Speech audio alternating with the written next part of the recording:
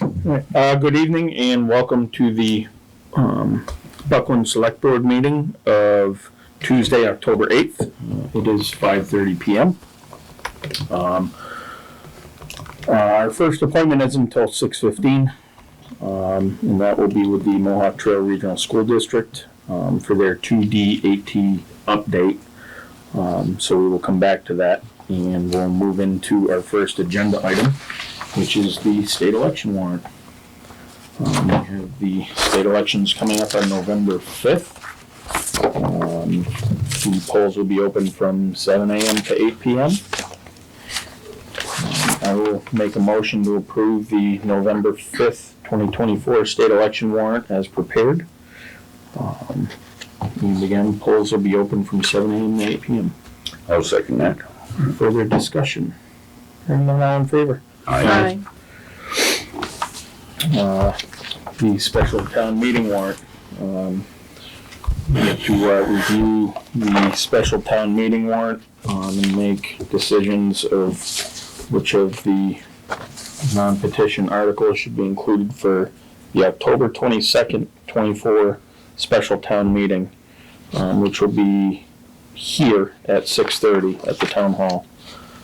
I had something on that. Where was it? It looks like this. That's our state election. Is that this one? Yes.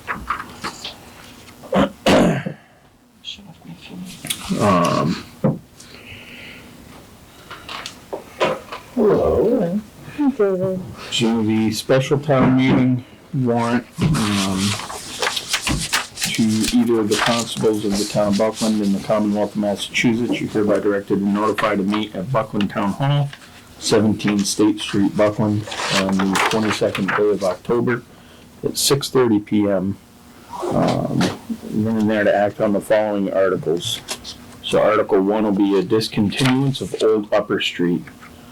This is a petition article to see if the town will vote to discontinue a portion of Old Upper Street as a public way. Which portion to be discontinued is shown as Old Upper Street on a plan entitled Road Discontinuance Plan prepared for the inhabitants of the town of Buckland, located in Buckland, dated July 2nd, 2024. That is on file with the town clerk, and to transfer the care, custody, and control and management of said discontinued portion of Old Upper Street from the Select Board for public way purposes to the Select Board for general municipal purposes and or for the purpose of conveyance, and further to authorize the Select Board to convey the town's right, title, and interest in said discontinued portion on such terms and conditions as the Select Board deems in the best interests of the town, or take any action relating thereto. Do we have to vote? Want to vote on all of them together, or do we want to go one by one? I think. We'll just go one by one. I'll make a motion to approve Article 1 for the town warrant. I second that. Any further discussion? No. All in favor? Aye. Article 2 is contingency borrowing for Avery Road repairs. To see if the town will vote to appropriate a sum of money to make emergency repairs to Avery Road near Taylor Brook, including any incidental costs and expenses, and as funding therefore to authorize the treasurer with the approval of the Select Board to borrow such amount or any portion thereof pursuant to the provisions General 44, Section 7. Or any other enabling authority, and to issue any bonds or notes that may be necessary for such purpose, or take any action relating thereto. So this here is just to kind of give a little bit more insight to people, is for, we are in the process of getting repurposing CDBG money, hopefully to cover the entire cost of this project. But because we don't have an answer on that yet, We're looking to add this in just in case for some reason that falls through. And we're hoping next week, Heather, that we should have an answer on the CDBG funding. So everything's kind of falling all at the same time. So we just want to make sure that if CDBG funding falls through for some unknown reason, we have a backup plan and the project can move forward. And we can still be looking at having this project done by snowfall. So I will make a motion to accept Article 2. I'll second that. Any further discussion? Also, we do not have a total cost as of yet, which will also come next week, so we will have a cost of that borrowing if we need to bring this article forward at the special town meeting. All right. Anything further? All in favor? Aye. Article 3, recreation area capital expenses. To see if the town will vote to transfer $35,000 appropriated for the recreation water pump capital project pursuant to the vote taken under Article 17 of the May 4th, 2024 annual town meeting to the recreation area improvements capital project for work to include repairs to the water pump, necessary site alterations for drainage relief, to take any action relating thereto. Can you explain why we have to do this? I will point that over to Heather. 'Cause Yeah, but before I do, I just wanted to comment that, Dana, the meeting does not seem to be going live. Yeah. One of our Stalwart people. stalwart watchers Fans, has one of our acknowledged fans. that we're not, we are not broadcasting live. So you're on Millman Road, is that the? No, No. Recreation area. Oh, recreation area. So, the capital, the town meeting appropriated $35,000 to replace the water pump. We have had several, contractors up there, and they feel that the pump does not need to be replaced. It can be repaired, and that, the cost of that work will be significantly less than $35,000. However, one of the new issues that have come up is that when we get a heavy rain, we are losing the water's coming down that driveway and washing the mulch in front of the pool house, through the pool house and into the pool. Right.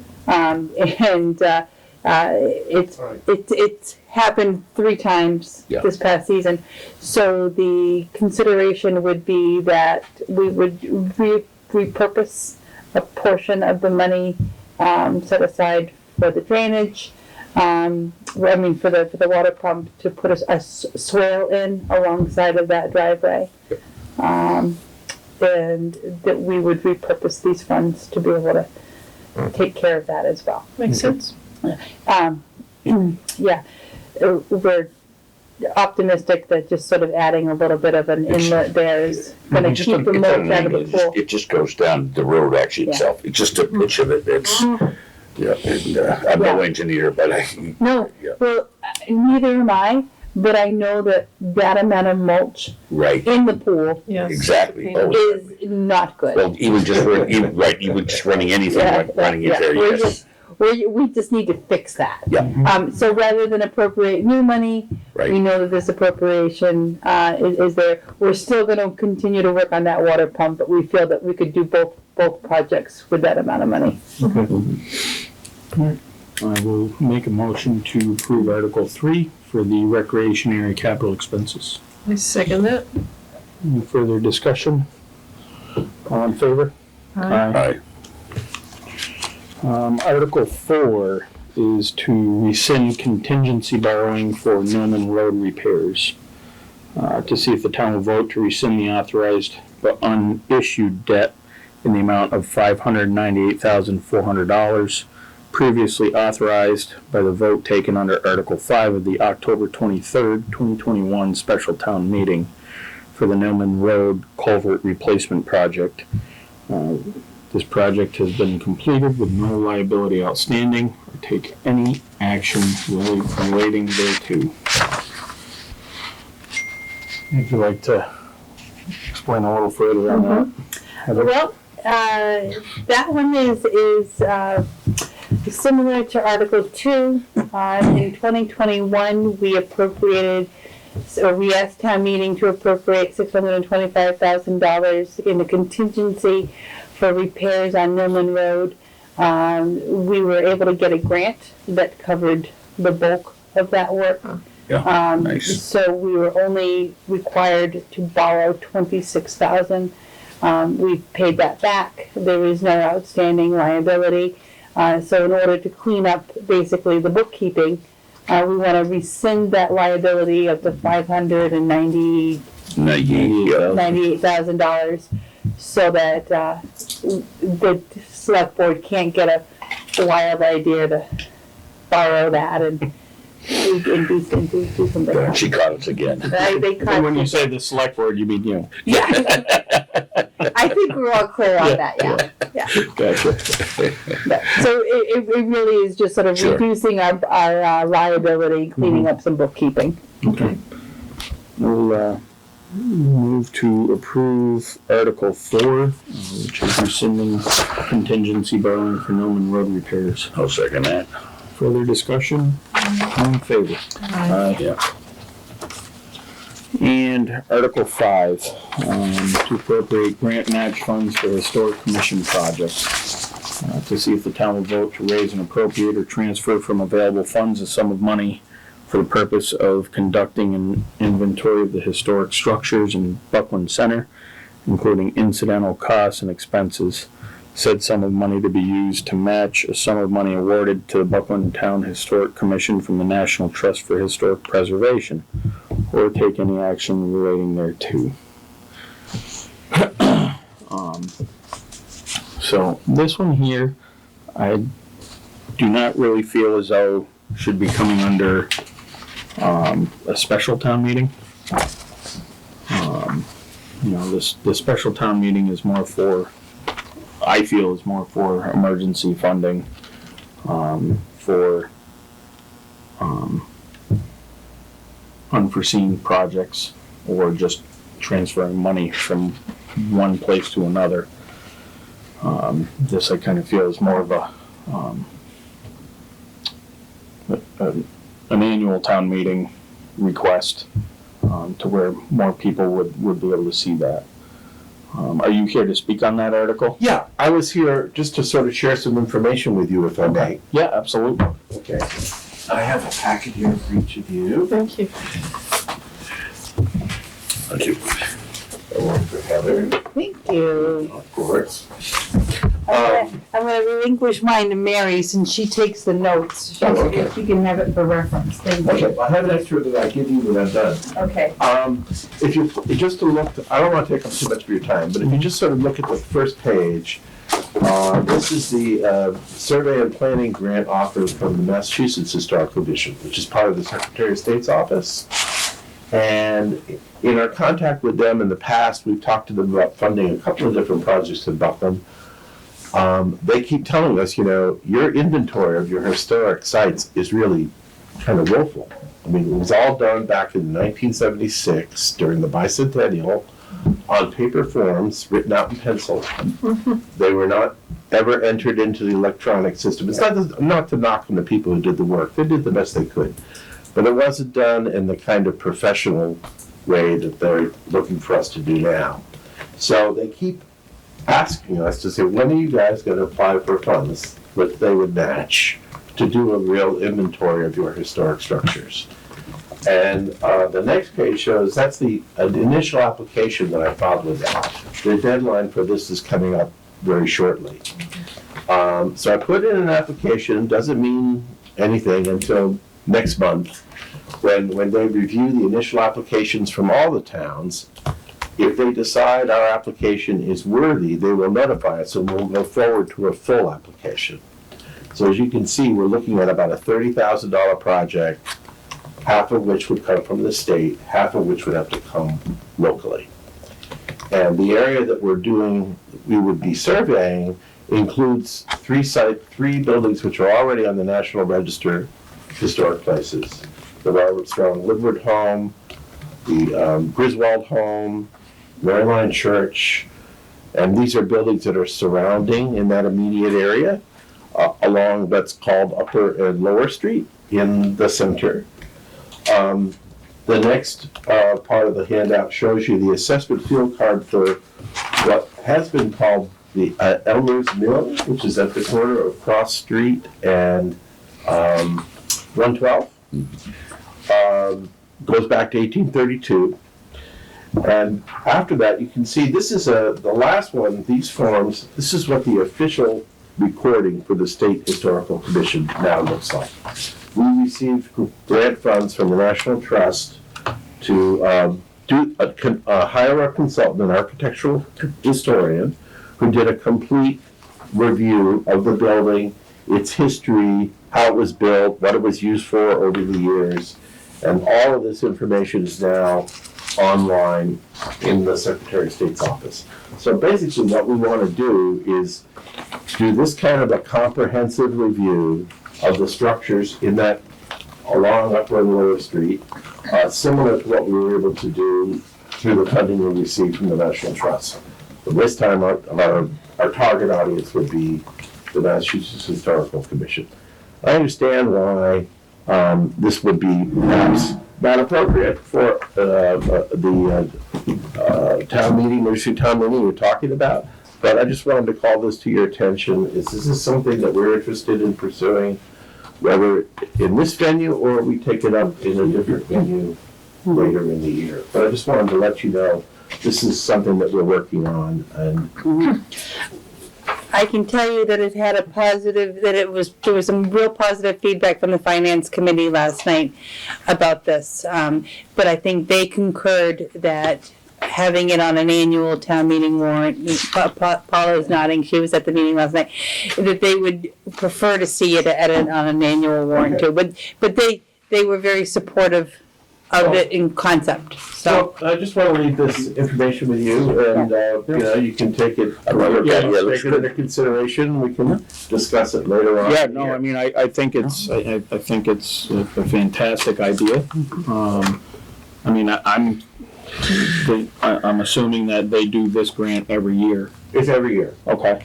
So, Every year. you know, so I think if we were to maybe put this one off and we look at annual town meeting, we'll set you up to give you guys plenty of time to hit their November deadline, and have, I guess we would say, all of our ducks in a row at that point. Yeah, no, I understand. If that's the way that you guys want to proceed, I fully understand that. But I just wanted to get the opportunity to sort of explain a little bit more about what we've been working on. Yep. That we actually are doing something. Yeah, I think, maybe Paula can speak some more from their meeting last night. One thing that did come up that you should know about, that was my personal contribution, of like, I love this idea. This is the Historical Society of the Mills, right? Is that right? Yeah. The one thing that came up is that the Historical Society building is in need of repair, and it's in need, it has some safety needs. Mhm. And for me, it felt like we should really concentrate on those safety needs first. Well, It seems hard to spend money on something that's not a safety need when the building has things that are, potentially dangerous. Okay, now, just this particular funding opportunity from the state does not pay for We'll renovations. do it, okay, This only is this is a survey okay. and So they- a recording grant. They don't Mhm. do that. Right. There are other grant sources that we could look at for that, but this particular project Okay. is different. Okay. So, but I hear what you're saying. Right. I hear what you're saying. Yeah.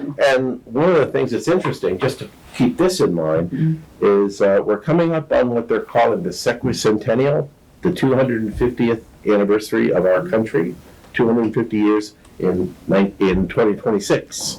1776, 2026. 2026, and there is a very large grant offering available from the Department of the Interior that includes things like renovations of historic structures. So we are also pursuing that, but that that wasn't my business here tonight, so, but I hear you, I hear you. We're aware of that. So anyway, thanks very much for your time. Thank you. Yeah. Mary? Can I ask you a question? Sure. Is the Historic Commission just interested in historic, like a historic district or historic buildings in that small area of Buckland, Upper Street and Lower Street? Because there's some older houses in Buckland that are older than houses on those streets.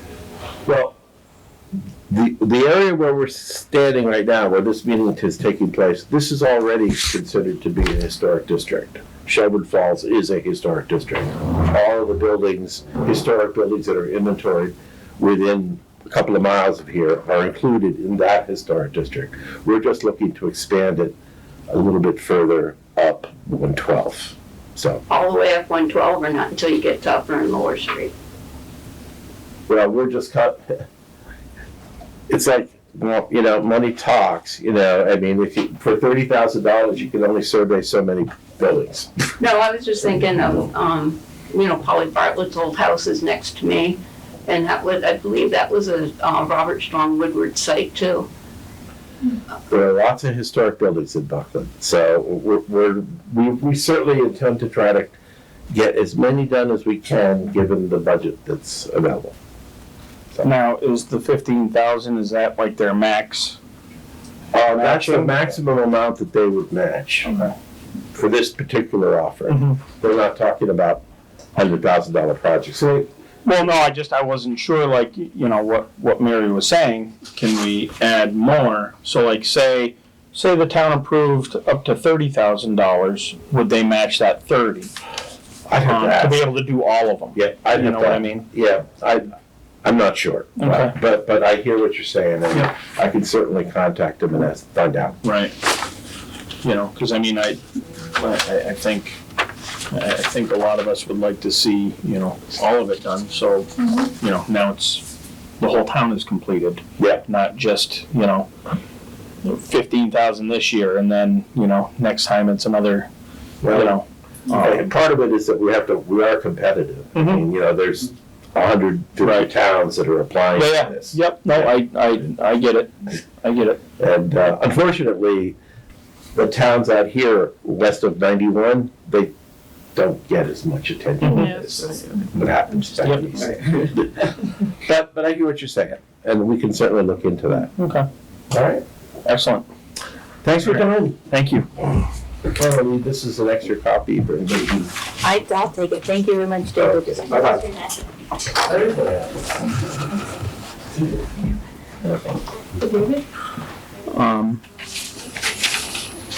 So, I think with that discussion, I'm not sure where you're at, but I will move to not place Article 5, appropriating grant match funds for Historic Commission project onto this warrant. I'll second that, but we should fill zoning first before. So I've made a motion to not place this one, Article 5, onto that. So am I able to vote on that or not? I just seconded it, so we just, that's as far as we've got. Any further discussion? Like I said, I just think it's not, I would agree with the finance committee that, I think this is a better one to bring to for annual town meeting, because I know people will have probably more questions on it than what we normally tend to generate for a special town meeting. So, all right, all in favor? Aye. I'm not approving it. Yes, yeah. So, if the board, while we're transitioning into the codification, if you want to sign in your documents to sign both the election warrant and the town meeting warrant, in your documents to sign packet, that way when Alicia leaves, she's gonna post everything for us. Okay, that makes sense. So we'll be just making sure that we're setting her up for success. Putting her to work. Also that. She works hard already.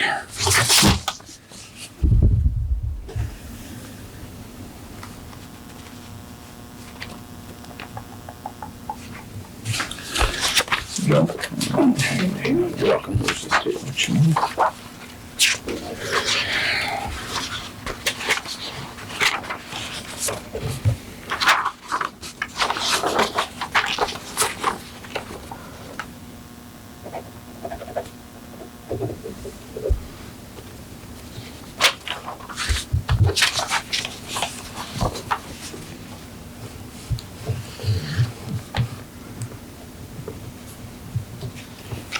And you'll notice I printed the town meeting warrant so that the signature page stands alone with several options. So you just remove page 2 and I think you'll have a complete document. Alrighty. I'll give this to you right now. Scan copies. Okay, so we still have a few minutes, so. Alright, our next agenda item is the codification project. Alicia and Joan, have discussed these proposed amendments to the general town bylaws, and they received input also from Chief Bardwell. The recommendations are looking to be voted on tonight, and we'll be looking at putting it out to voters at the next annual town meeting for next year. And if you'd like, Joan, I'll pass that on to you since it's your project. Well, no, it's really more Alicia did. Well, yours and Alicia's, so you can. No, mine is very minor, so what would you like me to read this whole thing here on this page? Yeah, if you, I tried to write them in the form of a motion. So Thank that you. As you read through them, the strike-throughs, you know, you could maybe edify that changing 20 to 50. Okay, Joe, so that was the whole list. These are the only ones that you're changing or you're adding? Okay. these are the only ones we're changing. Just clarify, building codes, is that what's that? No, these are general bylaws. General bylaws. Yeah. You'll find out in a second. It's basically increasing fines in a couple of cases and, anyways, here we go. So I move, do you want me to, we're gonna take it all in one motion or each individually? We can go one by one. Okay. All right. I move that the select board recommend to town meeting to amend the town bylaw as follows. Is that chapter 1? Is that what this is? Okay, chapter 1, general provisions, chapter 1, article 2, penalties. Whoever violates any of the provisions of these bylaws whereby any act or thing is enjoined or prohibited shall, unless other provisions is expressly made, forfeit and pay a fine not exceeding, originally it was $20, now be $50 for each offense. I'll second. Any further discussion?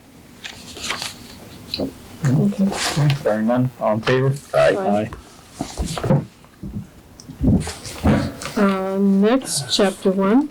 Oh, I move that the select board recommend to town meeting to amend the town bylaw as follows.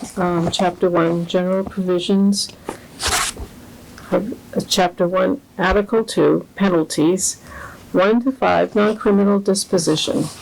Any bylaw of the town of Buckland or rule or regulation of its officers, boards, or departments, the violation of which is subject to a specific penalty, may, in the discretion of the town official, who is the appropriate enforcing person, be enforced in the method provided in Section 21D of Chapter 40 of the Massachusetts General Laws. The non-criminal fine for each such violation, if not specified, shall be $100. Originally it was $50. Do I have a I'll second that. second? Which is on page 18 of the current bylaws. Yeah, page 18. I'll second that. Okay. Any discussion? Nope. All in favor? Aye. Aye. Aye. Okay, I move that the select board recommend to town meeting to amend the town bylaw as follows. Chapter 46, officers and employees. Election of constables. Remove constables as appointments. Town clerk will do any warrant postings after the current constables have completed their terms. A second? So, I'll second that. You want to So- explain why we're doing that? I would also maybe just look into either the town clerk or the chief of police. Maybe adding both, so that way there, it could be either you or the chief or his designee. Okay, so reach out to him and see if he's open to Yeah. that. So you gotta, what the bylaw amendment isn't appointing who will do the posting. You're eliminating an elected constable from the list. Right. With the understanding that when you eliminate the elected constable, you wouldn't be electing any new constables. And so as their terms expire, those posting responsibilities would default to the town clerk or a police officer who has been completed the post certification. Okay. So you're not establishing who's gonna Okay. post warrants. Okay. You're removing constable from the list of elected Okay. officials. Does that make sense? Yep, it does now. Thanks for the clarification, that's good. Any more discussion? No. Okay, we'll take a vote. Aye. Aye. Okay, I move that the select board recommend to town meeting to amend the town bylaw as follows. This is chapter 54, article 1, off-duty paid details. Section 4, off-duty paid details, revised. The hourly rate, method of calculating compensation, and procedures for assigning off-duty paid details for police officers shall mirror the policies of the Shelburne Police Department. This includes adherence to the compensation structure and assignment procedures currently in place for officers within that department. Any changes to the Shelburne Police Department's policy regarding off-duty paid details will automatically apply to this bylaw, unless a different procedure is established by any applicable collective bargaining agreement or, in default thereof, by mutual agreement of the police chief and the select board. Second. Any discussion? No, hearing none, should we take a vote? Aye. Aye. Aye. Okay. I move that the select board recommend to town meeting to amend the town bylaw as follows. Chapter 169, skateboards, scooters, and play vehicles. Fine for violations of 169-1 shall be provided in Chapter 1, Article 2, and shall be recovered by the town clerk in accordance with Mass General Law, Chapter 20, Section 21D, page 21 of current bylaws. Second it. Any discussion? I'm just curious, the others had the things there, what were the, like, I'm just trying to read this over again. You talked about for other violations, you had money there, Alicia. Is there anything with this, or is that just? This one's more of a wording change, and Okay, that's what actually, I'm wondering, yeah, that's all. so the recommendation by the E-code company was to change "to be recovered" to "shall be provided." Okay, I see what you're saying. Shall. It's a matter of, The words. yeah, it's just, Yeah, so this isn't a change in the fine amount. Right, This is right. just a change in wording. I don't know if it's a much change, but that's okay. I feel like the wording is like from like the listen. 1700s, you know? But yeah, when they fly down through, yeah, Anything else? Still kids. oh, they are, but you fly down through Bridge Street, some of them do that, and there's a lot of cars there backing out. That's not a big thing yet. Okay, Anything else? I'm all set. Can I ask a quick, Of course. are you voting on the wording, shall be provided in chapter 1, article 2, and shall be recovered by the town clerk in accordance? I was trying to follow along and then I sort of lost where I was. Says shall be as provided in chapter 1, article 2, and shall be, but we didn't need that second shall, I don't think, and to be recovered, what do you think? Or shall be It shall be recovered? recovered. Okay, want me to read So that as it again? Strike out states right the there. two. Okay. Want me to read that again, or? I can send you the actual motion that they're reading, if that would be probably helpful. Do I need to read it again? No. Okay. No, you did very well. Okay, well, so we vote? Yep. Aye. Aye. All right, I am done. You can read all the other That ones. wasn't so bad, was it? No, it wasn't so You're bad. very good, John. So we are at 6:05. Moving So- right along. We were supposed to have a joint sewer commissioners meeting at 6 PM tonight, and I got that too, I got that also. she sent out an email earlier because we didn't have all of the estimates. We didn't have all the estimates back yet. Here's the cover, oh, tell me, Yeah, we don't have enough, we don't have quotes to make a decision, and the testing has been pushed up. And that, yeah, that's, yeah, I didn't see it. sorry. So we don't have anything to be able to vote on, and the notice to proceed has been delayed because Denali, that's the That was the one we contractor, approved. they're asking for some additional testing. So that is gonna take another 2 weeks or so to get that testing. So there's no notice to proceed to sign, and we can't award excavation because I don't have enough quotes. I know there's a provision that allows the town to, as long as they've asked 3 companies for quotes, we can still move forward, but I'm not comfortable. I really wanna get at least one more set of numbers. That's between 10 and 50,000 or something. Yeah, yeah. I just feel like there's enough contractors out there that we can get one more set.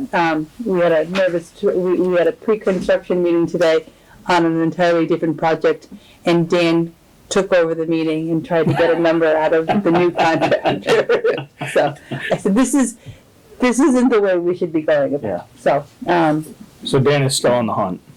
Okay, so we have a date for when you want to reconvene or not? Well, I think, do we want to maybe wait until we so get, I think we need to wait till Other we numbers. get the, well, it's really more the testing too. 'Cause Right. I'm concerned why they're asking for this, for the additional testing after the bid. We right, provided them with the testing of the material that we do annually and quarterly, and why they're asking for us to redo it, that concerns me. So I think we'll put a pin in it, and maybe 2 weeks, maybe we'll come Is back there to any it. concern about the ground freezing or not? Not yet, not yet. So we're still Yeah. in the window? I don't think, I don't even think with ground freezing for that, I don't think it's really gonna be much of an issue. Okay. It certainly makes They get a it big easier. enough excavator in there, they can dig in frozen ground, Okay, so, good. All right, well, which actually might even be beneficial for us anyways, because we won't have as much water in it. good. You were here for us. Wait, you would have heard the presentation last night, right? Did you have? They didn't do the what is it, R2D2? It's nice to know I'm not the only one that's been calling it that. That was a good movie. All right, You're off the hook. You All right, can all right. remote. I will But I'll wait look for for the you. next presentation Yeah. there. I've got another one at 7. Okay. Thanks, Andrew. Thanks, Andrew. All right, so we still have about another 5 minutes, Cheryl. We'll get her back here. You don't want to get going without the posse anyway, right? That's right. Aussies. Oh, are they? Yeah. Oh, they're formed out there and lined up right over there. Are. I see David. All right, well, I can bang out a couple more things here before we get rolling on it. Sure. That's fine. So we'll move in. We've got one more agenda item, which is the West County Senior Services District transition plan approval. Following up on the discussion and presentation by the Board of Managers last month, the district towns are requested to ratify the transition plan as presented. The following proposed motion language is provided for uniformity and addresses provisions in Chapter 402 of the Acts of 2022. So, did any of you guys have any questions on that before I move? Alright. I'll move to accept Chapter 402 of the Acts of 2022, and further to approve the West County Senior Services District Transition Plan that was approved by the Board of Managers at its meeting on October 2nd, 2024. Further pursuant to Section 2 of the Act, to approve the creation of the West County Senior Services District to become effective at 12 a.m. on July 1st, 2025. And further pursuant to Section 2 of the Act, to terminate the Senior Center Consortium Agreement effective at 11:59 p.m. on June 30th, 2025. Terminate. I should have did this before you, but I just, Let us well, move it in there. I second it. so my question is, this came up last night in our finance committee meeting as well, and apparently no town has voted to become the fiscal agent for the senior services now. So it used to be that Shelburne was the fiscal agent, and too bad Andrew's not here. And so Shelburne voted it down too. So I just wanted to make sure that you're aware of that. What that means is that the senior center, this new entity is going to have to find an accountant, a person to do payroll. I mean, it's gonna add cost. Right. It's gonna add costs. I don't know how substantial is it. Have they said how much cost it's gonna add? No, but there, when this board voted not to accept the responsibility of being the fiscal agent, Right. that was part of the discussion, Okay. was what are the alternatives? Yeah. Okay, I just wanted to make sure that that was out there, that everyone understands it. Yep. Okay. I mean, unless, Larry's looking for a side gig, maybe. Larry. Yeah, Larry Linford. All right, so we've got a motion made and seconded. Any further discussion? No. Okay, all in favor? Aye.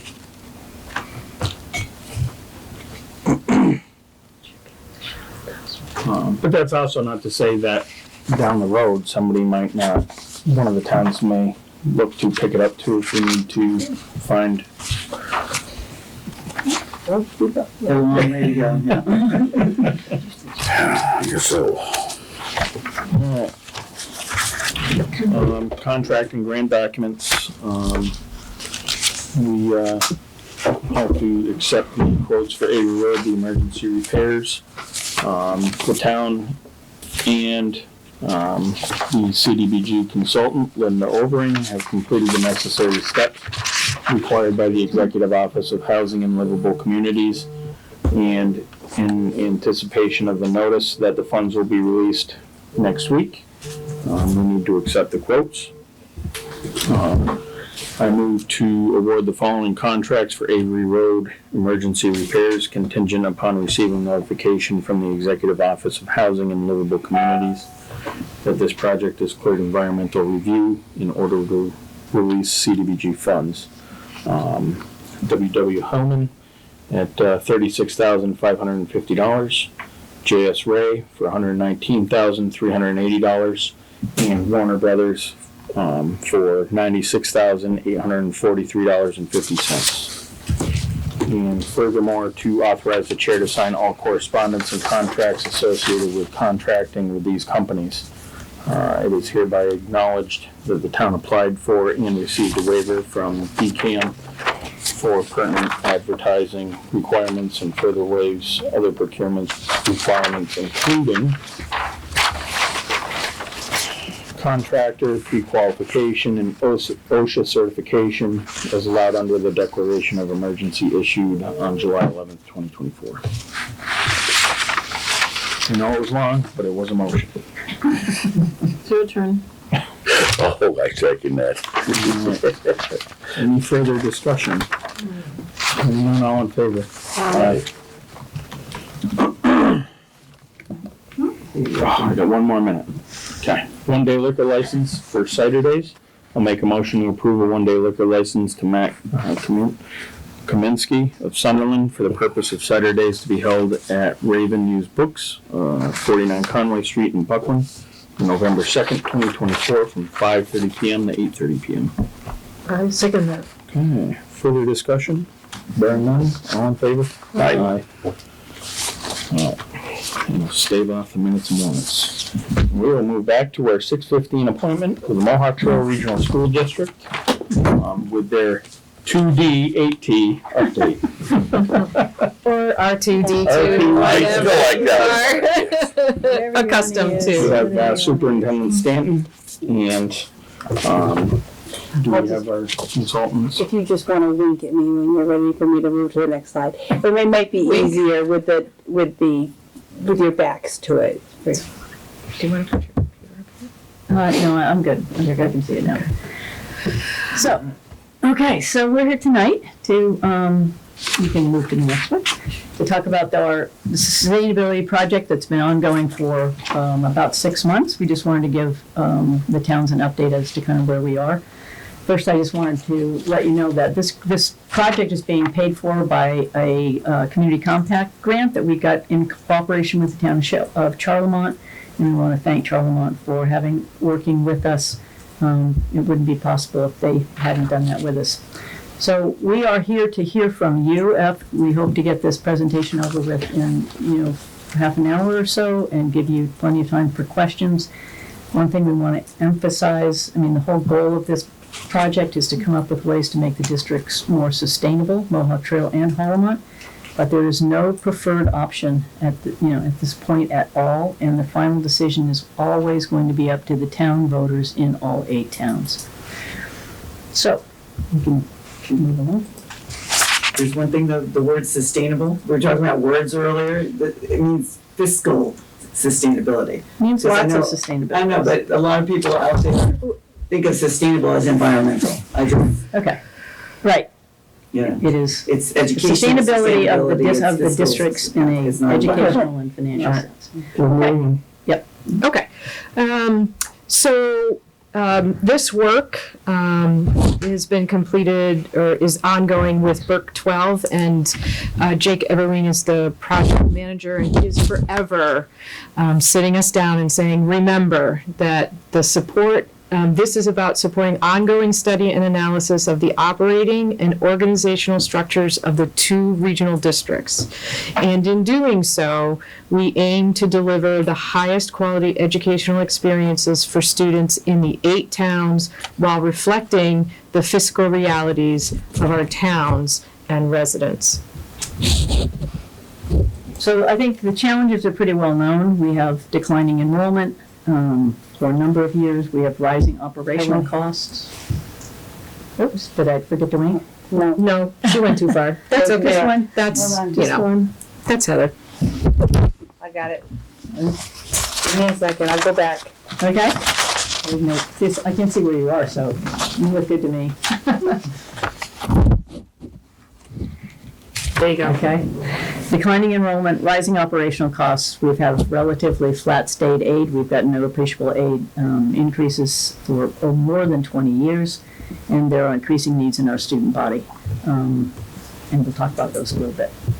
So in order that this study is to continue exploring those options and opportunities, and in light of these challenges, and ensuring that our students across all of our towns receive the best education that we can offer them, whether that's academics, co-curricular activities, and educational supports to ensure their success moving forward. Can I just make one, I just got a message from Jake who said he can't get into the Buckland meeting. It says the meeting is on September 24th. Yes, there isn't a Zoom link for. Oh, there isn't a Zoom link? Okay, I'll just let him know that I have. No, we had a, meeting for, the sewer commissioners only. Oh, It wasn't a, Okay. sorry. No, I just told him, he'll be fine, he can go back to sleep. Yes. Okay, so we're going on. So approach, next slide, thank you. So we wanted to make sure that people understood the process that we're using to generate the options that we are considering. So we have studied where we gather baseline data. We look at the history, the historical documents that have already been generated. We've been talking to staff. We've been talking to students. We've gone out to every single school. We have surveyed. Hopefully you've participated in some of that outreach to the families and the broader community. And I will just pitch, you are the broader community and have the connection, so please reach out to those families that are beyond and community members that are beyond the schools for us. Stage 2 is planning, where we analyze and synthesize all of the information and input that's come to us. And we'll talk about that in a little bit more detail.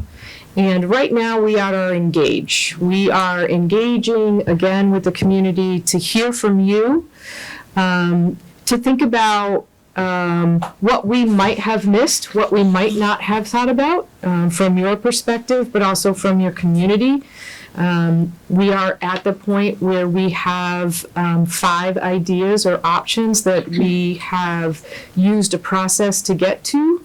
And we'd like your input in either the process to move forward or the actual ideas as they are being presented. So next slide, please.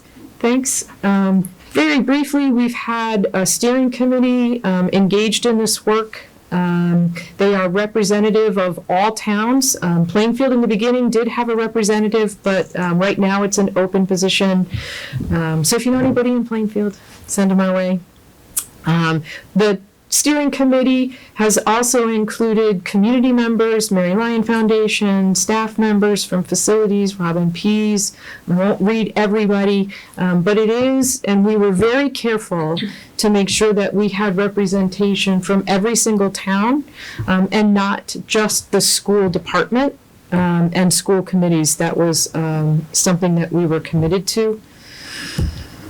And then under the steering committee, in order to get even more input from the community, we have had advisory teams. We have 4 of them. They are broken into educational, slide please.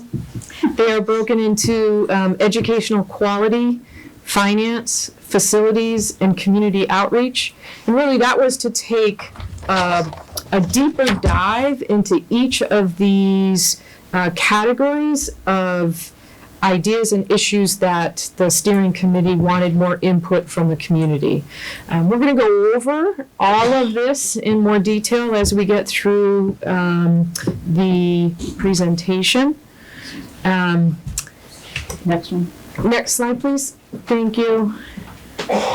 Wanted to let you know that there are published reports already on our 2D8T R2D2 website, and we have already published the regional agreement report, the enrollment, historical literature, community outreach, facilities, and early childhood. There's a draft of that, and we have 4 more reports coming, finance and personnel, education, special education, and a progress report, which actually is now published. So this just gives you a sort of glimpse into all of the data that we've been collecting, all of the research we've been doing, really turning over every stone we can to understand where the district has been, what the challenges are, and what the potential solutions might be.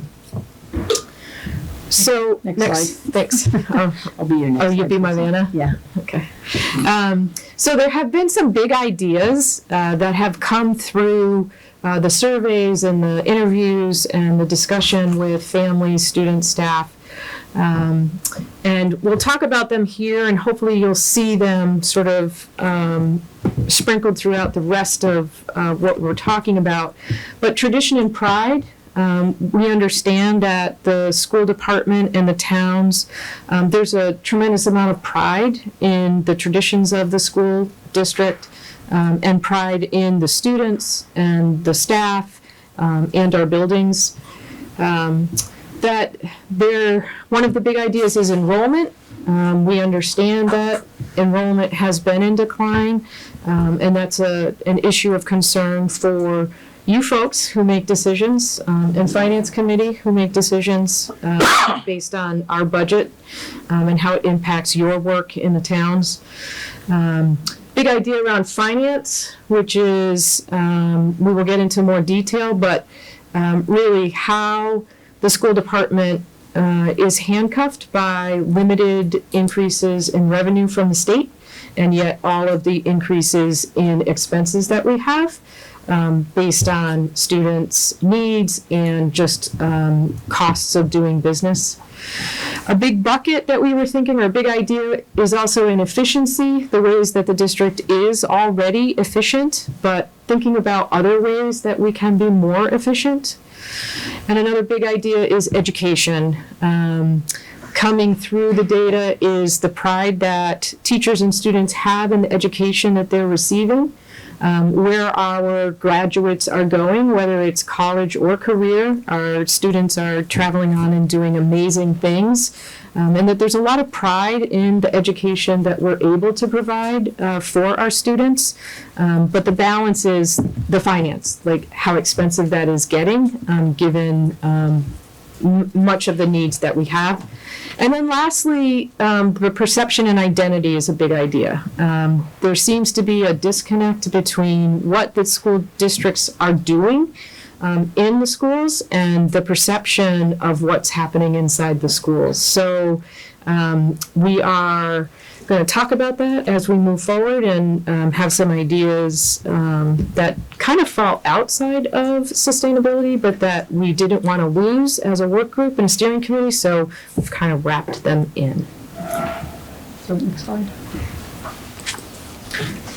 So we're just going to go over the reports that I mentioned that came up with those big ideas. So we're going to go over the history and literature, the enrollment, community, facilities, finance, personnel, and education. So in a short, so you might want to lean back, have a sip of water. We're going to try and get through it quickly so that we have a lot of time for your questions and your feedback.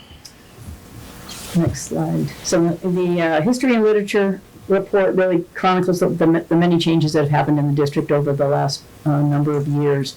There have been a lot of studies. I'm sure that you're aware of a lot of studies that have been done. This isn't new. We've been looking at sustainability for any number of years. But over the last 15 years or so, we wanted to look especially at those recent efforts, many of which proposed reconfigurations of grades, consolidation of buildings. Some of these have been implemented, but no plan has been fully implemented so far because of resistance from various stakeholder groups. As I said last night in Charlemont, when you get to the hard part, it gets hard. And that's where we ended up with many of our other efforts. So we are definitely trying again. Enrollment. Next slide, please. The report takes a really in-depth look at our enrollment. We all know it's declining, particularly at the high school level, but the report also notes that fewer students who live in the district are actually attending their local public school. So student retention is a key issue. Next slide. Also, more students are choosing vocational options. So the report notes that class sizes are becoming smaller, again, especially at the high school, and teacher loads are smaller. At the same time, student needs are increasing. We have more low-income students, English language learners, and special education students. And now we also have to overcome the disruption that COVID caused to the kids' education. So The report projects that if all of these patterns continue with declining enrollment, that our enrollment will drop another 13% by the year 2030. Next slide, please. So a little bit from the community outreach report. One of the major themes that came out of that report is that the strengths of the district revolve around being small and being rural, that we do have small class sizes and that we have caring teachers and strong peer adult connections. In addition, as I mentioned before, academic quality and rigor are really important to our community and also to our students, but that declining enrollment is a challenge in being able to offer as many courses as students and the community want. As I said, this is the community outreach report, so it kind of takes a lot of the same themes that you see sprinkled throughout these reports. The finances are a concern.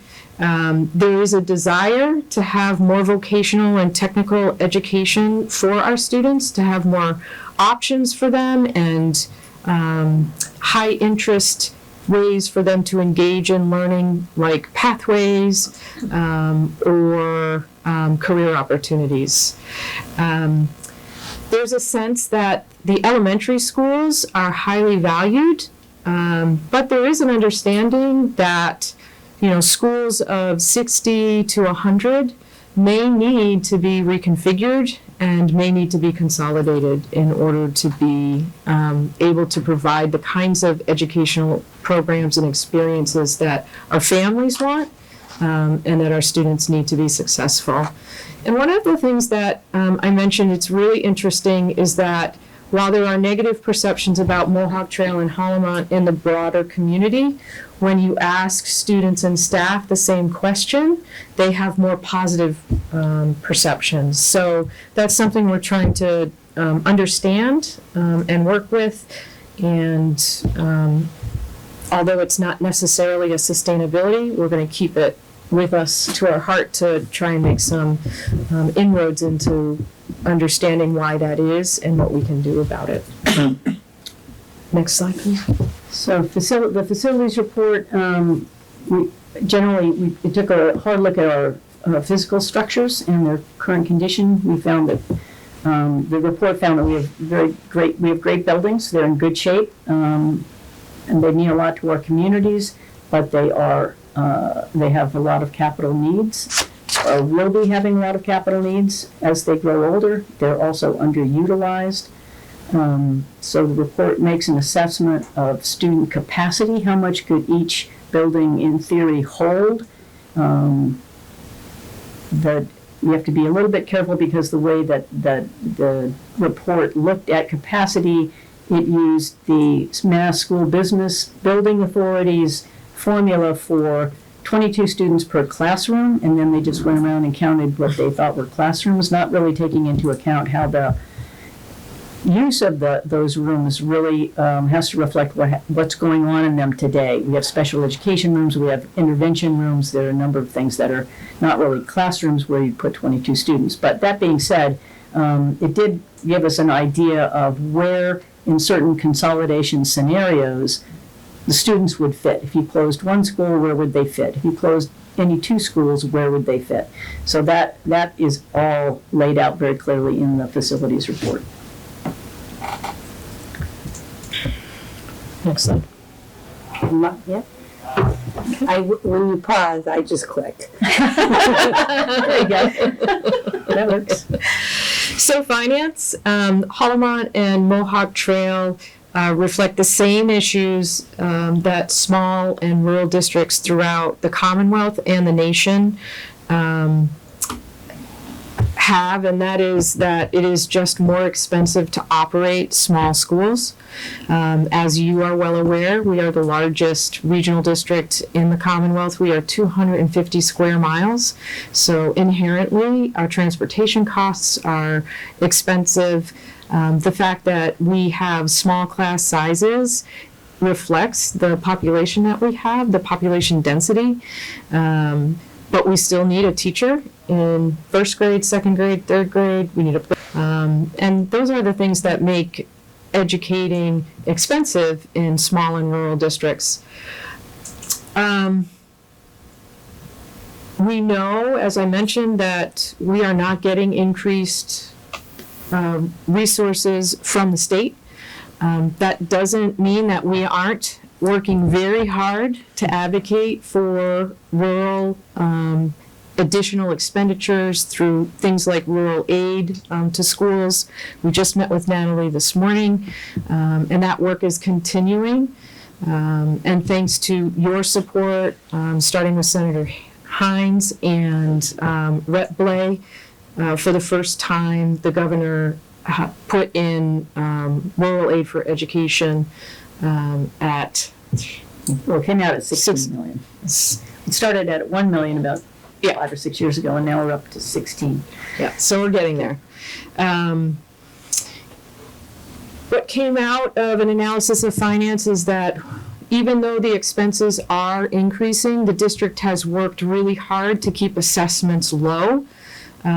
Between FY18 and FY25, Mohawk Trails assessment total increases about, or averages 3.3%, while Holomont's was 3.9%.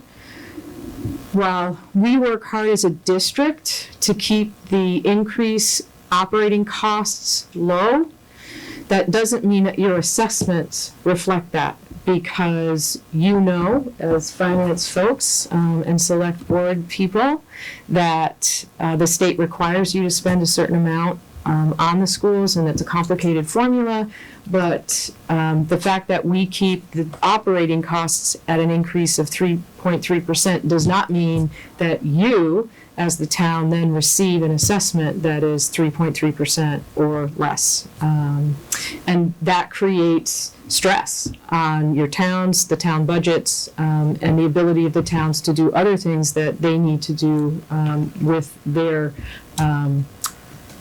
taxes. We also understand that towns have limited excess levy capacity, and that several of our towns are bumping up against levy capacity, which means that even if you want to, you can't. And we recognize that. You are not alone. As the Student Opportunity Act has been implemented and more towns are facing hold harmless, meaning they also are not getting additional revenue from the state, they are having to increase their taxes and are bumping up against their levy limits as well. So the pain is being felt now across the Commonwealth. So when you're talking to your select board peers, maybe you can commiserate, because we've been at this for probably 20 years, screaming that, declining enrollment is an issue, and it's making education far more difficult in rural districts and in districts that are held harmless. One of the things that is important to understand is school choice and tuition have historically generated revenue for the district. However, we are still concerned about the number of students that leave our district for choice and charter, and trying to have the conversation that if our students stayed with Mohawk Trail and Holomont, that Mohawk Trail in particular would save $1.2 million. So it costs us $1.2 million in assessments from the state to have students in school choice programs and charter school programs. And while there are good reasons for folks to use those programs, in many cases, Mohawk Trail offers a similar, if not more robust experience for students. And in many cases, we are taking seats and opportunities away from students. So I think about sports sometimes, when our students are the 5 varsity basketball players on a team. What does that mean for the towns that the students are taking the seats from on the team. So it's a concern across across our area because we are all looking for more students, and the demographics tell us that there are no more students. So we're trying to grab as many students as we can, and that's not creating more opportunities for students, it's creating less. So it's personnel is another one of the reports. It's actually a subset of the finance report. The districts employ about 273 people. About 70% of our budget is dedicated to personnel costs. We do benefit now from our 2-district agreement with Hollamont, so we're sharing all of our central office staff, and we third-party outsource our IT and our transportation. But so we have much higher than average student-teacher ratios, again, common to all rural declining enrollment districts. And the report notes that we need to look really hard at personnel, specifically in categories where we differ significantly from state averages. So we will be doing that. Education. The Education Subcommittee took the basis of their works from the enrollment and community outreach reports that we've already discussed. And looking at the 2 districts as a whole, given what the community had responded to, they found that despite our unique region, there was no clear identity between the districts. Elementary school curricula does align with all state requirements, but there are significant differences between each of the schools, whether you have the Charlemont HAPE or Hollamont HAPE program, Colerain's service learning, BSC, and your amazing special education work, or Sanderson's Mexican exchange program. Each school has a unique program that creates that school's identity, but once they come together at Mohawk Trail High School, there's no real clear path forward for their students. At the 6th grade level, there's a disconnect between what happens in the elementary school and then what happens in middle school, which leads to students leaving and issues within the middle school. At the high school, while scores, MCAS, SAT are generally on the rise, there isn't consensus that programming that's offered there is contributing to growth in our region for the students, for our towns, and opportunities moving forward. Other areas we looked into that might have warranted a sub-report or a longer report that will be forthcoming are the regional agreement. Regional agreements will need to be rewritten through this process, and hopefully in a way that will be beneficial to all of our towns, whether that's spreading the cost of our districts out in a more equitable manner. Transportation is expensive. Currently we're on a 2-tier system. The transportation report will look more at a single-tier system and how that would operate. There were concerns from parents that if we were saving costs in one place, maybe we could afford to put monitors on buses to save that parents' stress. And then early childhood, we understand how important early childhood is within our communities.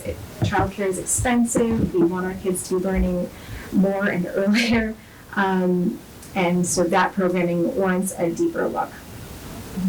And then special education isn't here, but it is something that is being looked into. That's going to have a much longer report down the line. It really needed its own time. Okay, thanks. All right, so we're here. We're at getting to 5. We want to give you a little background of how we got to 5 ideas, options, potentially models. All right, I need to stop and say thank you to Paula. Paula is on our steering committee, and I didn't say that at the beginning. I went right over that. And David, thank you for being here from the school committee. So I meant to do that at the beginning. All right, how did we get from all of this data, and all of this information, and all of this feedback down to 5? We took 177 ideas in the universe of possibilities. This was generated through BERC 12 and the steering committee and the school committees, through, as I mentioned, all of the staff meetings, student meetings, the meetings we had in every single school for families, and the surveys that we gave out. We took that work and we put one filter on it, and we asked the question, do these ideas truly affect sustainability? So there were a lot of good ideas that came out of the conversations and the meetings and the surveys, but not all of them would have impacted sustainability. Can we improve the quality of the education that we're providing, and can we reduce and or create a sustainable fiscal future for the school districts? So from 177, we got down to 56, and on that group of 56, we added another filter, and that was we rated the 56 by ease and by impact. And that meant that, yes, these 56 ideas do relate to sustainability, but are there non-negotiables? Are there some ideas in here that are just no start? We're not even going to start that. And it was interesting because when we were out talking to families, we know that that talking about school consolidation, school closure, is really hard. We understand that, if you have moved here and you have young children, you have had an expectation that your child is going to go to a certain school, and we are out now saying, it's a real challenge for us to maintain these small elementary schools. So understanding that, when we went out and we started talking about ways that the districts could gain efficiency, provide better education, we talked about consolidation and we talked about school closure. And we did not hear that is a non-starter for us. Families seemed open-ish. Of course, these are the families that came, right, to talk. So we did not take consolidation or closure out of these ideas. And so as we move through the rest of the presentation, you'll see the 5 that we feel, that the steering committee feels that could be implemented. From the 56, we got to the next filter, which is, does this option affect and improve educational quality, operating efficiency, finance, and feasibility? Right, so we asked those questions and we got down to 27. From 27, sorry. This was really one slide and I tried to get it in 2, so my numbers get a little wonky, so I'm sorry. So from 27, we got to 5 by asking, does this option, does this idea improve educational quality, operating efficiency, does it affect the finances, and is there feasibility to it? And so we got to 5, and these are the 5 that we're going to talk about, but we want to make sure that people understand that all 177 ideas were touched, talked about, heard, listened, debated in probably 4 meetings, I think, to the point where we got here, and there are actually 14 really interesting, good ideas that don't necessarily fall under sustainability, but the district and the committees are going to move forward in digging deeper in. They just won't be part of sustainability. So Cheryl, I think it's important to say that when you say we, you mean the steering committee, The not steering the full committee. administration. Yes, absolutely. You know, Yep. so I don't want to take it all off of you. It's not like just you. It's like you're talking for the steering committee. Yes. That's true. The next slide. Cheryl hit on most of these ideas. We heard a lot of ideas that really didn't rise to the level of being their own model. They were excellent ideas, and we've examined all of them, and these are things that can be implemented by the administration or by the school committee, regardless of which option we ultimately end up with. So there are a number of them. Cheryl's going to give you some examples here. Yes, so additional courses and pathways for students that are tied specifically to potential career opportunities in our area. So when I think about these kinds of careers, as we are supporting more seniors aging in place, all of the support opportunities and work areas that are going to open up, think personal care assistants, Uber, ride assistance, all of those kinds of job opportunities that will be here. Also, really thinking about innovative programs that are linked to our unique environment. So making sure that we are providing technical education pathways and innovative programming for things that we know are already embedded in our area, like recreation. So how can we build pathways around recreation? How can we build pathways around what we know we need, which is childcare, so that we have appropriate and enough childcare for our youngest citizens. I'd love to call them citizens. And then how are we being innovative? What are the things that we're not thinking about that maybe could potentially grow here in our towns? Okay. So we were on to the models. Here are the 5. The ideas that are, the models are to come. The first, and we call these the highest rated. The first 2 are really things that we know we need to understand thoroughly.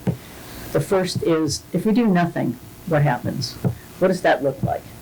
Educationally, financially, what does that mean for us? The second is simply merging the Hallmont School District and the Mohawk Trail District, but again, not changing anything else.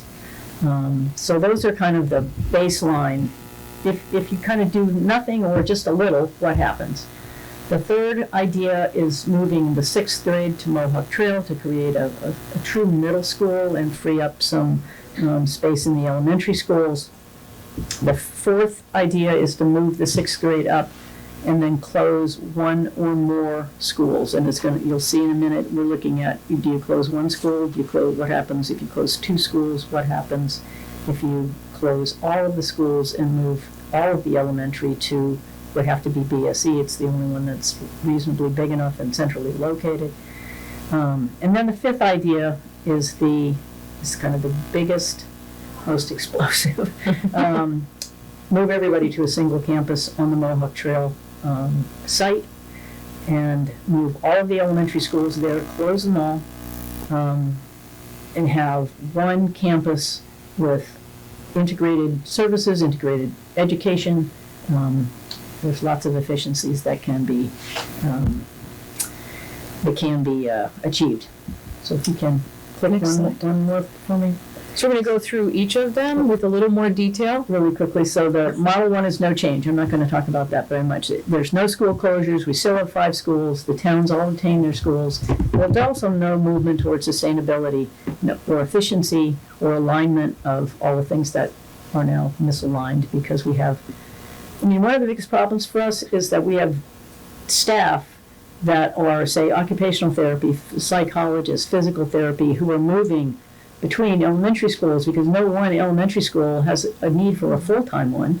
So you move them around, but in the meantime, they're losing a lot of time to travel, and it's not short distances between our elementary schools, and that's time that we're paying for that they're not serving kids. If you're all in one location, and that's what we mean by alignment of services. All of those things can happen in one place, and that's better for kids. So the second model. Model 2 would be basically rewriting the regional agreement for creating 1 regional agreement rather than 2. Otherwise, the town, that's all retain their schools, nobody closes. There's limited reduction of administrative oversight and inefficiencies, and there's no change in travel time there either. In terms of the efficiencies, again, they're limited. It would save our administration time, whether that's going to 2 different districts meetings or whatever you guys do. It would still require all of the ongoing facilities and capital investments that we currently need. And the biggest challenge would be creating that singular regional agreement without any school closures, asking all of the towns to help each other, supporting all of the schools. Great, next slide, please. So the next is simply to move grade 6 students to Mohawk Trail. This was part of an earlier iteration of sustainability work. 2015? Yeah. 2015. And at that point, there was the closure of the Heath School and then not really an appetite to move 6th grade students. So bringing that model again forward, it would mean we would model this in 2 different ways. One would maintain Hollamont and Mohawk Trail as separate districts. And one would merge the 2 districts into a single pre-K 12 district.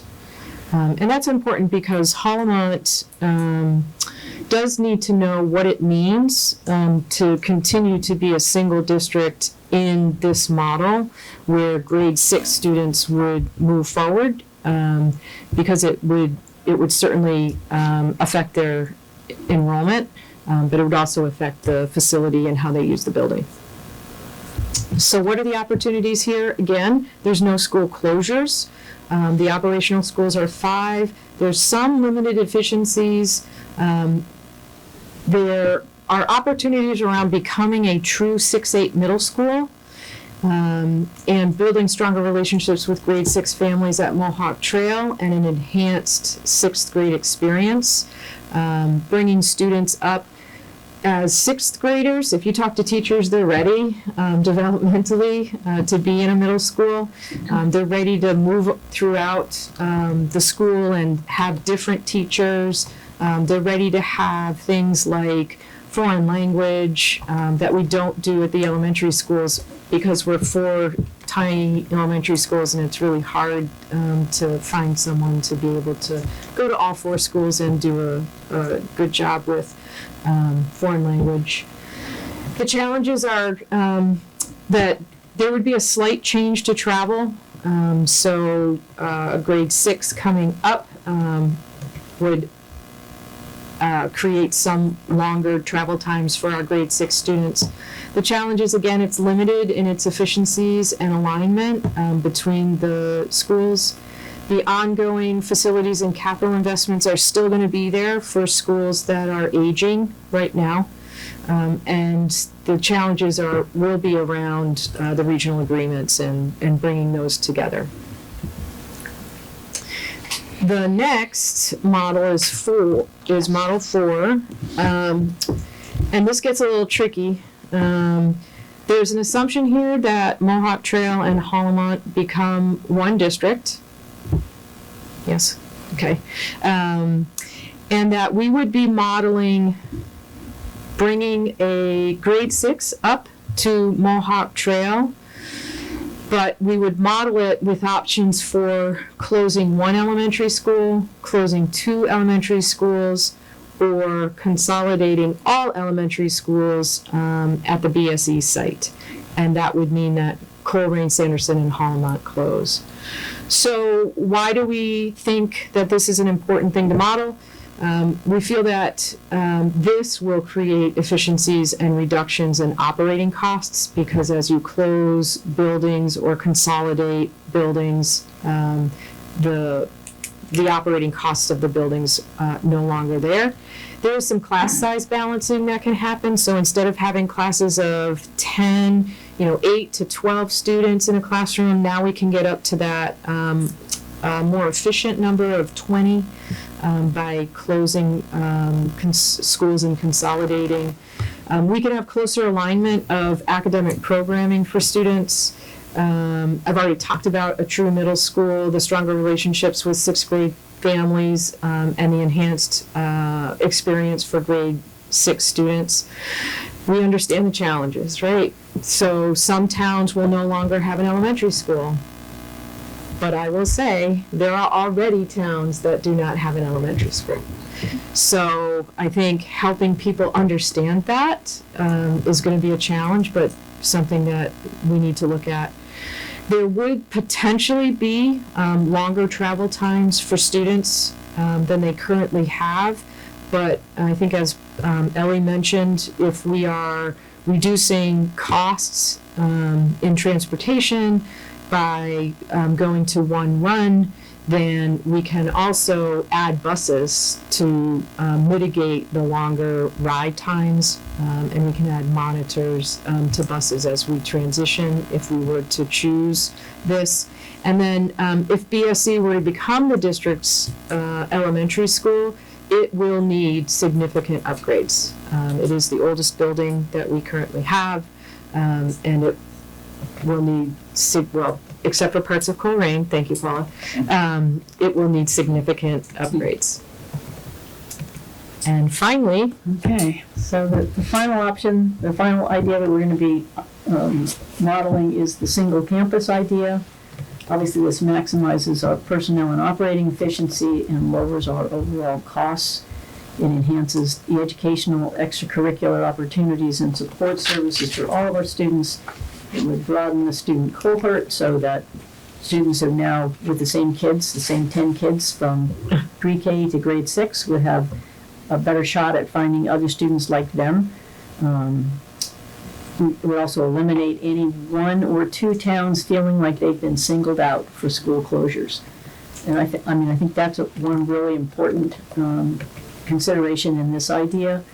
It also allows the opportunity to form an entirely new elementary school identity and capture some of the valued traditions of every one of the schools. The towns do lose their elementary schools, and there will certainly be significant new construction and or renovation costs involved. I think it's important to note with this model also that while we say single campus, it does not mean to translate to single building. As is on the Mohawk Trail campus, there is space for growth there, whether it's building a separate building, building more sports facilities, whatever it is. So anyone who's concerned that you're going to have preschoolers running around the building with, I'm going to actually pause on that one, that you're going to have third graders running around the building with seniors, that won't necessarily be happening, but what it could create is opportunities for seniors, juniors to work with preschoolers, work with kindergartners, and learn skills. so very briefly, I want to bring you through what the next steps are. We are here engaging with the community. Holly and Charlemont were last night. We have Coleraine and Shelburne and Ashfield and Plainfield together in Sanderson. So we're taking the show on the road, so to speak, looking for your feedback. And we will be asking the following questions of each of the models, right? So we have 5 models, and these are the questions that we're going to ask. So again, what is the impact of the model on the following? Finances, teaching and learning, the student experience, transportation, the family experience, and the faculty and staff experience. What are the implications of the model for staffing? Will the new model assist in retaining and attracting students to the district? Is there any impact or foreseeable impact in students remaining in their public school within Mohawk Trail and Holmont? Or Mohawk Trail and Holmont, because all of the models have that. What specialized programming or access to services and supports could be added? So instead of thinking about why, what do we continue to say, what do we continue to take out of the district and reduce in the district to keep costs low, what can we add if we were to gain some efficiencies? And what are the facilities implications, and how at all, if at all, can the models be pursued in staged or phased in approaches? I was the superintendent when Granby built their new elementary and closed an elementary school. And phasing can be done so that any renovation or construction can continue. So we want to make sure that we understand what that phasing would look like so that there's not an interruption to student learning. And then finally, the last slide, we're going to think about the 4 domains that I had mentioned prior, and that is educational quality.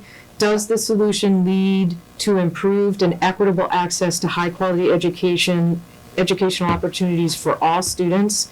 And, leading to successful outcomes for all students? Operational efficiency, does the solution lead to a reduction in operational redundancies, greater system-wide alignment, increased economies of scale, and improved, generally, operational efficiencies? In finance, does the solution advance sustainable finances that stabilize spending, potentially increase revenues, while equitably distributing assessments, and/or generates available funds for new educational investments? And then finally, feasibility. How realistic is the solution in terms of impact versus effort, politics, culture, legal and regulatory, readiness, desirability, and/or incentives and disincentives? So that's our work moving forward. That's how we're thinking about making the decision. And we're here now, I think, to hear. I'm going to shoot it over to Martha for a second. The last one, where there is a community town hall online Thursday night at beginning at 7 o'clock. We're trying to publicize this as broadly as we can to get as many community people as we possibly can to. Jake Everwine is going to be presenting, making this presentation and talking about the options and really trying, spreading this more broadly than just to town officials. We certainly wanted to update you folks first, but trying to get as much community participation as we can get now, because what we don't want to have happen is people to say, well, I didn't know about this, or I didn't hear about this, or why didn't you look at this? So we want to go through the process that we've been through, show people where we are, and get input now, and then as these models are developed, we'll obviously back to people to say, okay, these are the one, and maybe it's 1 or 2 that we really want to go very deep into. What do you think about that? And get people's reaction to that. So it's, it is very much a Community process. Yeah, community process. If you go to the very last one, Heather, I would just say, again, there's no preferred solution at this point. Just Yep, to grab you real quick while you're on that, is that something that you're getting out to all the towns to put on their websites? And We have sent it to all the towns. We have sent it in all the school newsletters. We've got it in the 2-town news. We're trying everywhere we can to get the information. You'll out. get an on-call tonight, about 8 o'clock. Oh, really? Good for you. Yeah.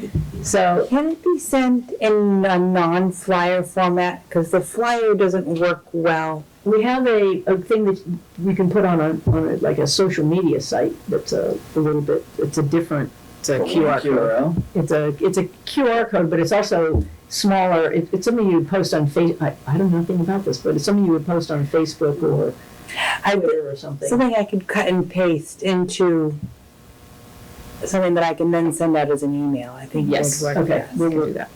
Carol can do that, right, Carol? Old school. Old school. Old school. Okay.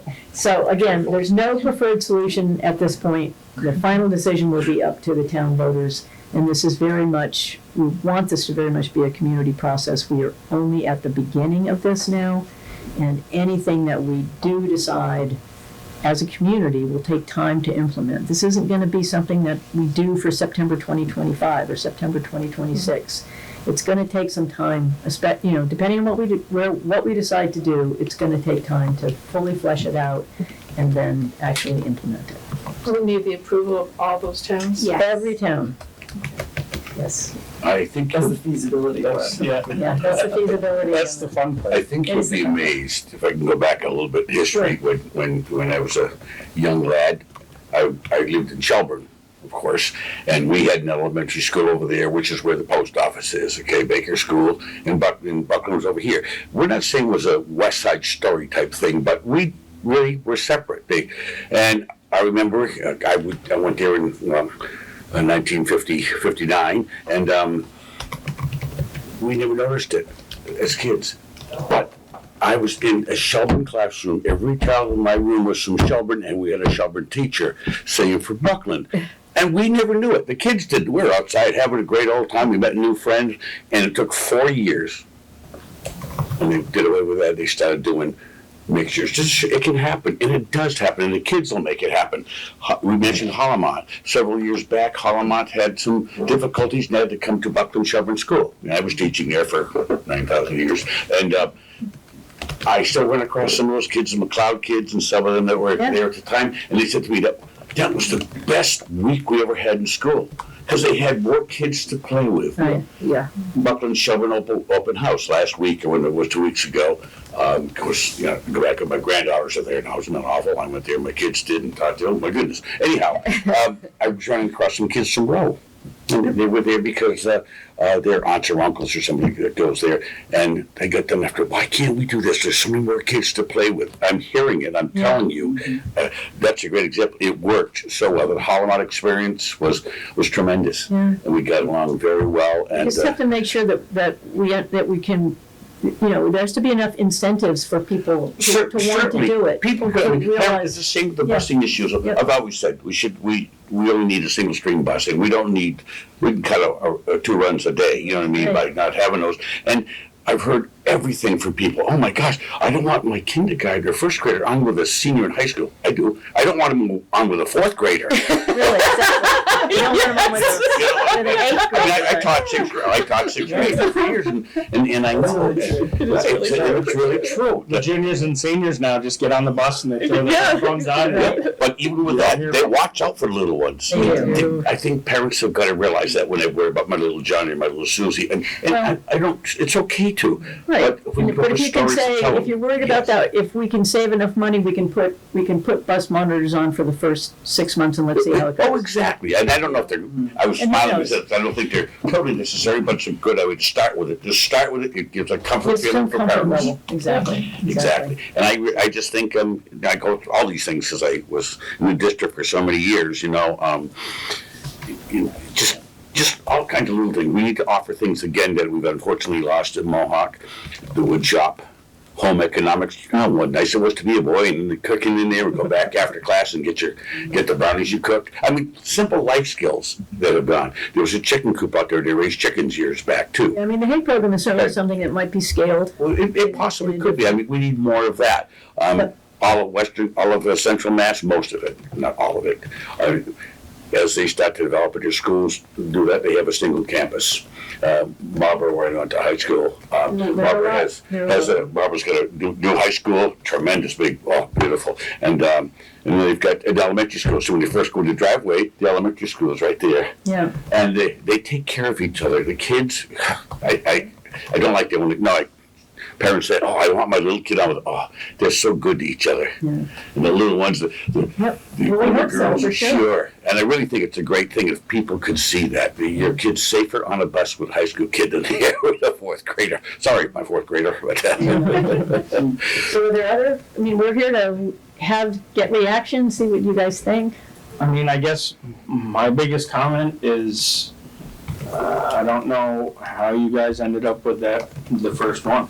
Of do nothing, because we only want to show people exactly, but we need to show people what that means. So if you're a parent and just says, I don't understand why we can't just stay the same, well, this is why. Because if we do this for 5 years, then we've got 2 towns that are bumping up against their levy limit. We're laying off teachers. We're cutting programming.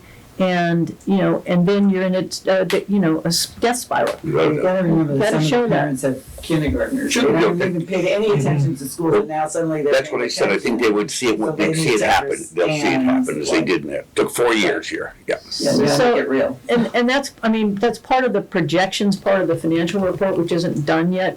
Basically, once you do that, you've kind of done your status quo model. But we need to do that. We need to do that to show people what's going to happen if we don't do anything. We always said at the BEST committee, the only option not on the table is the status quo. Right. And that's still true, but you still have to model, show people what that's gonna be like. It makes sense, Yeah, you know, I know. that actually wasn't even a thought in my process after spending the last 4 or 5 years getting yelled at by the finance committee and Yeah. Heather and Yeah, everybody else of, no, it's. you know. And you know, as far as you talk about the high school, we have kids and they do leave, and you don't have an exit strategy. I don't have an exit survey. There was not. I've talked about it before many times. When a child is going to leave there, it would be good to bring him and his parents into your office and sit with them and find out really why they're going. Not some fairy tale. That I was- want to do with The this. first one of those was part of this whole effort. Yeah, that's a very important And thing. we're gonna continue to do that every Oh, year. sure. I'm just throwing things because I'm thinking of all the years. Another one is finances. You talked about, of course, the bus situation helps financially. Also, because teachers still talk to me all the time, you know, and, is the idea of, I don't want to, no names, but I mean, just ideas. The teachers, your regular teachers were offended when they got a math coach or a literacy coach when they've been to college to become math teachers, and then they go back and get their masters. You said 84% have them. A trust in these Change is hard. professionals. Change is hard. No, I know this. That's what I'm telling you. I'm saying but it's something that's going to be done because you know, you've got 84% of them who are already masters in their field or whatever, and they don't need someone fresh out of college telling them how to teach math, how to teach reading. It's hard. It's hard. It is. I just I wanna fact check a little bit. Don't let them take you down the rabbit hole. No, we don't have coaches that are newbies, new teachers right out of college. They are. Yeah, I know. I'm okay. just saying this. Yeah. Yes. I think what I'm trying to build in the district is a space where teachers are always reflecting on their practice, where teachers are always looking to collaborate to meet the needs of students as they are changing rapidly over time. And what we want the coach's role to be is not, I know how to do this right. It's how can a coach facilitate the conversation around student achievement and student work and how we can, as an entire school and school district, get into a mindset that we are always improving. That's where I want them to go. And it's a lot like when we say we use data and we use test scores and people are like, you know, if we use test scores and data as a hammer and we say, you've got to get better and, you know, you're horrible, and that is not an effective use of data, right? Effective use of data is, here's our data. What is it telling us about what our students know and what they're able to do? And once we talk about that, how can we change some of the practice that we have in our classrooms? Is it our curriculum? Is it the progression of learning that our students are doing? A perfect example is we have adopted UFly, which is a much more simple phonemic awareness curriculum that teachers can do in about 5 minutes during the day instead of Foundations, which is much more, you're shaking your head because you know. In order for that to get up and running, that's what the coaches are there to do. It's to support. Well, I'm just telling you Yeah. what. I know. Oh, I know. Let me tell you, I I know. mean, you asked and I'm being as honest as I can be with you. Yep. Like that. No, I went appreciate to that. a school committee meeting where the math coach did a presentation, and it was pretty fabulous. Yeah. Oh, yeah. What was impressive, it really didn't have anything to do with the teachers in the classroom and what they were, it was like looking at the district as a whole. Where are the holes? Yeah. Where are the kids, do the kids need extra help? Where, you know, It's about and a kids. teacher doesn't have time to do that. A teacher can't look at a whole district, you know, whereas the coach was looking at every grade and every classroom, and it was really impressive. And I was lucky enough when I said, lucky enough being in Buckland, Shelburne. I mean, I was also in Coleraine for years too, for 17. But you're an island there. You're a 5th grade teacher, and you're an island. Exactly. When you go to Buckland, Shelburne, there's 2 others. Well, there was always three. I was in 6th grade. There was always 3 of us, and we even went so far sometimes as saying, a couple of years, well, I'll do math and science. You'll do social studies or whatever, and the kids get. Yep. Probably didn't want to come to me, but they enjoyed going to the other 2. They just came in and they got a different aspect, a different aspect. Right. Sort of kept it. Okay. But they said, I like the idea of the bigger schools. I'm sorry to say it, but I think it needs it. You've heard what I said about the students from Hollamont and go ask Brady and the other McLeods, and I can't remember everybody in that class. There's a lot of them, and they just, I still see them as adults. And, oh man, that was the best week. I think they were a month maybe there. I don't recall what was happening. And I think about it. I think being a kid in Buckland, Shelburne, I never thought. I said to my mother, "What are you talking about? How come my class picture's got a picture of?" And so there's benefits to that. And that's the way they're going in the Eastern. What we need you folks to do, is really just to spread the word about the fact that this is happening, and that there are many, many, many ways that people can participate. We have to make them comfortable. Yeah, we're looking for input. We're looking for input from you. We're looking for input from everyone, and that's why we're here, and that's why we're doing what we're doing on Thursday. Right. And At the end of the day, it's not the kids that you have to convince. It's the That's parents. exactly The voters, You know, yes. and the kids aren't going to care where they're going to That's school. right. At the end of the day. And the bus ride's not that much farther, because tell you what, every snow day that we have here, and we have in Buckland, Shelburne, I rode up by Berkshire East, and the whole school was up there skiing. So I'm teasing. I'm saying they will get there, and they're used to driving. You talk about 6th graders that have to go a little more instead of go to Buckland, Shelburne, or they got to go to Mohawk. They're going to go next year anyways. So I really don't let those little things dampen you down. Joan, did you have a question? Yes, I did. I had a couple of questions, Sorry. okay? First of all, is there a limitation of what kind of vocational programs you can offer at Mohawk Trail? Yeah. Yes. You can't offer what the tech school offers. We can't offer what the tech school offers, but Which is unfortunate. But we can, so what we're trying to do is develop sort of programs that they don't offer, but that. Okay, like what? Like what? Okay, so I think an example, we try to do this in one of 2 ways. The easier way to do it is through internships. Mm-hmm. So we have, as an example, a student who interned at Trailside Vet. That was her capstone project as well. She went on to get hired part-time as a senior, so she got work-based learning credit, and now she's working full-time there and going to, plans to go to HCC to get her certificate. Cool. So one of the advantages of being small is that we can have that flexibility and work with our students. When we think about pathways, as I mentioned, we think about where are the areas of need for employment in the area, and how can we get students interested in that kind of work.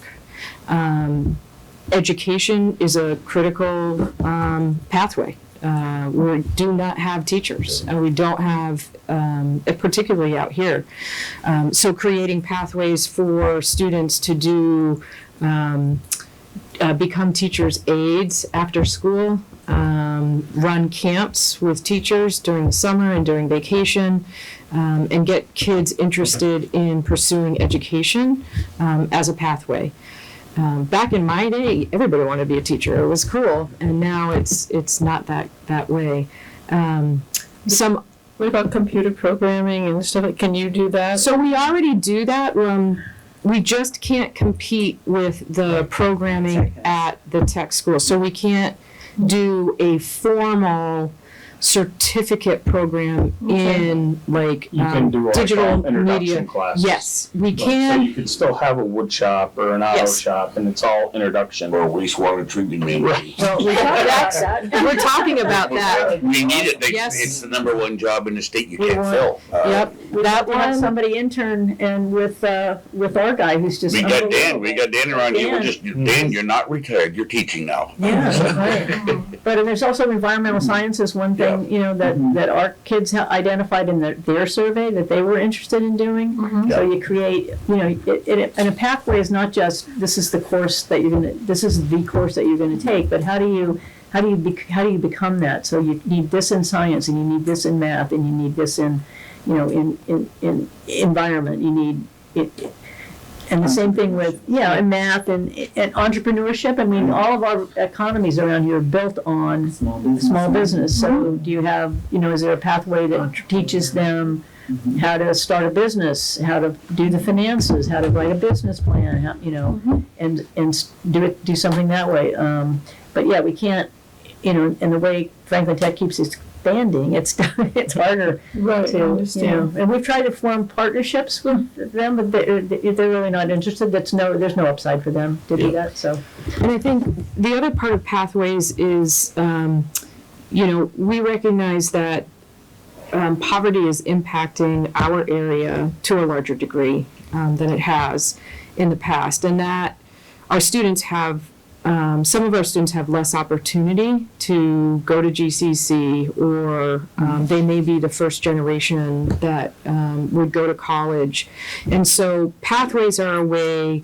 Let's take education, for example. If we get students into an education pathway to become a teacher or administrator, then all along the way, there are job opportunities for them to engage in as they are earning a degree, particularly if they are a first generation. So they can become a paraprofessional, they can become a tutor, as they are in, well, they can't be a paraprofessional, but they can certainly be a tutor and a teacher's helper when they're in high school. But when they take their courses at GCC, they can be a paraprofessional in our district, and we can support them along their pathway to hopefully UMass, where they can earn a bachelor's degree and be on their path. Is there any possible collaboration with GCC for programs? Yes, so we collaborated with GCC in a paraprofessional development program. We had several people from our community participate in that. They all graduated and they all got jobs at Greenfield, which is wildly unfortunate. Mostly because of pay, but we just need more, right? I think everyone in the Commonwealth is understaffed. There are not enough people, and I think you see that in lots of you see it in the restaurants. You know, like Peacock. You know, sorry, we're going to do it. You can't get a doctor around here because I mean, medical is another thing. One of the things that other districts have that we don't have is access to major employers that can offer internship opportunities. But certainly in the medical area, we do have Franklin, you know, we do have Franklin, used to be Franklin County, Franklin Medical Center. So that's another thing. Again, you're not gonna become a doctor when you leave Mohawk Trail, but if you're on the right pathway, then you take the right medical courses. You can be, you know, you can start out on that path if You you used to have. be able to become an EMT at Mohawk Trail. Yes. We're Used to, thinking right? about that How again. about if we rip the Band-Aid off and rescind school choice so our students stay here? I got some. We can't. Put the Band-Aid back on. Everybody you did can it. help with that, if you have all these teacher friends, is that the district needs to get rid of block scheduling, and we need the teachers definitely. to vote. It has to We go. need the teachers Block- to vote for it. Yeah, I agree with you. I agree with you. Block And all of scheduling. our teachers to vote to get rid of block I- I was scheduling, that will give students more opportunity. Yes, I do. So you mentioned some other options like early childhood. Have you thought of doing daycare? Yes, so we are working with the Mary Lyon Foundation. When they did their strategic plan, literacy, improving literacy was a goal. Improving services for aging population, but then also providing daycare and meeting the needs of families around daycare, food insecurity I should also add. But that daycare piece, we are trying to, the sustainability study kind of needs to work itself out so that we can see where we're going to have space and the kind of programming that we can develop. But it is in the queue with the Mary Lyon Foundation to do both the senior center and community center and funnel students through work-based learning and internships there, but also through daycare. It is a real need. It is a huge need, yep. But remember, the school district, to me, has a lot of work, and it's not, shouldn't be incumbent upon the school district to suddenly do daycare. No, It's but I think too it's much an option more. that makes it It's more. attractive. Right. and It makes it attractive, sustainable. it makes us attractive to teachers too. Right. Yeah. Sure. Yeah. So, but I am, I think what I'm I like saying the is we spreadsheet don't thing. run it, right? But we're exactly. partnering with people to identify the need and to see how we can support that effort. Because those are our future students and your future taxpayers. So we want them to have, you know, an amazing That's a place experience. where our kids can intern and learn early childhood education. I was thinking the same thing, Yeah. absolutely. Okay. Okay, well, thank you so Thank much you. for having Yes. us. Thank Thank you guys for coming in, and you have your hands full. Yeah. Thanks for your patience.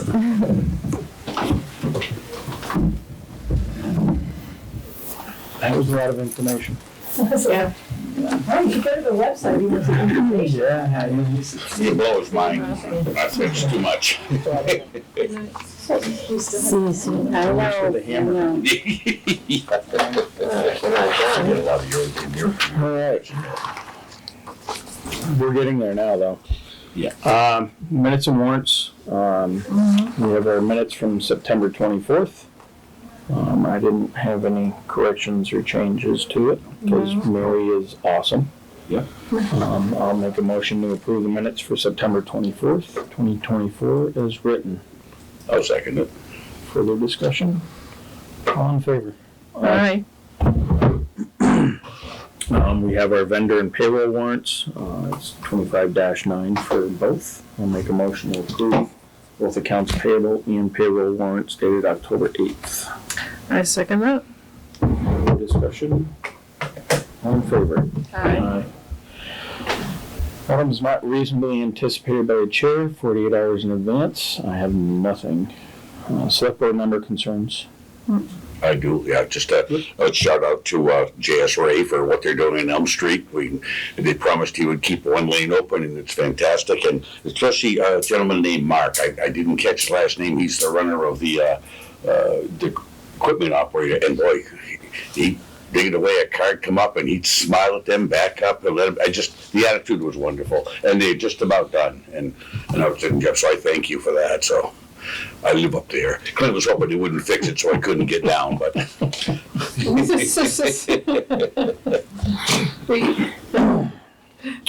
Yes, our fall project list is officially underway and, Sure is. and moving along smoothly. Our short town administrator's report. very short.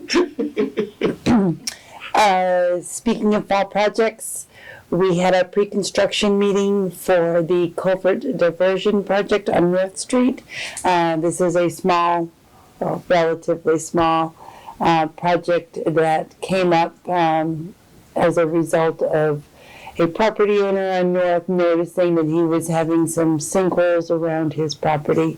And we've discovered there's a old stone culvert under that property that is collapsed or is in the process of collapsing. So this is a project that we've really wedged into the schedule. But we met with the successful bidder, which is CA Construction. They haven't worked in town in a while. So it's nice to have some new faces. They intend Because we to. have every other contractor busy somewhere else. Right, no, well, this is not a untrue statement. But they plan to get started in the next week or two. The work will center on north, just above the underpass, no, Just below. just below the underpass. I'm sorry, thank you, Clint. And on State Street, because the drainage will cut through those backyards and come down to meet at State Street. You approved the construction easements at your last meeting, so that's all in place, and we're really pleased to get that started. As you noted, we're expecting a release of funds for the Avery Road project, so that will get started in earnest next week. So just as Elm is wrapping up, we'll get 2 more started. And I did want to give you 2 quick updates on non-road construction projects. The PV solar project at wastewater is complete. We're waiting for our final inspection on that project and anticipate that going online by the end of the calendar year, just in time for the sun to be as unavailable as it can possibly be. But it's a great project. We're anticipating that it'll handle about 50 to 60% of the electrical load of that wastewater treatment plant. And we've discussed in the past that those bills average $2,400 a month. So it's a tremendous impact for the for the wastewater users. And our salt shed project, that has been moving right along. The highway crew is doing the site work themselves, and working with our designers and the engineers on making sure that it's done well. And we anticipate having that online in time for our first salt delivery early November. We're just really hoping that we don't have any icy conditions prior to, because we're very low on salt down on Conway Street, and I don't want to have to deliver any there, because I'm not sure we could get to it, to be honest with you. Mr. and Mrs. Brown approached me. They live next door. Yep. Are we still going to do something with that land? They wanted to know. Absolutely. I thought that was interesting that, Yep. yeah, never saw in my life, walking around my house and started talking. Yeah. So we would likely follow the same process that you did with the police station. Nice interest, nice to have interest still. Yeah, absolutely. So I think that unless you have any questions, I think that pretty well covers the open projects. I know everybody is anxious to have Conway Street sidewalk open again. It does look like they've been pouring walls and moving right along, so I think they're on track to be done by the end of the month. When I saw it this morning, it looked like the wall pouring was about halfway through. Yeah. And this extended nice weather has really been working in their favor. That and the Bridge of Flowers just. Oh, I know, the Bridge of Flowers looks so nice. Covering that. Yeah. I mean, it's been a long season, and I know the downtown businesses and the downtown residents are really ready to have the detours gone and the orange barrels picked up, and we're working towards that. And North Street, how long is that? We anticipated November closing or done?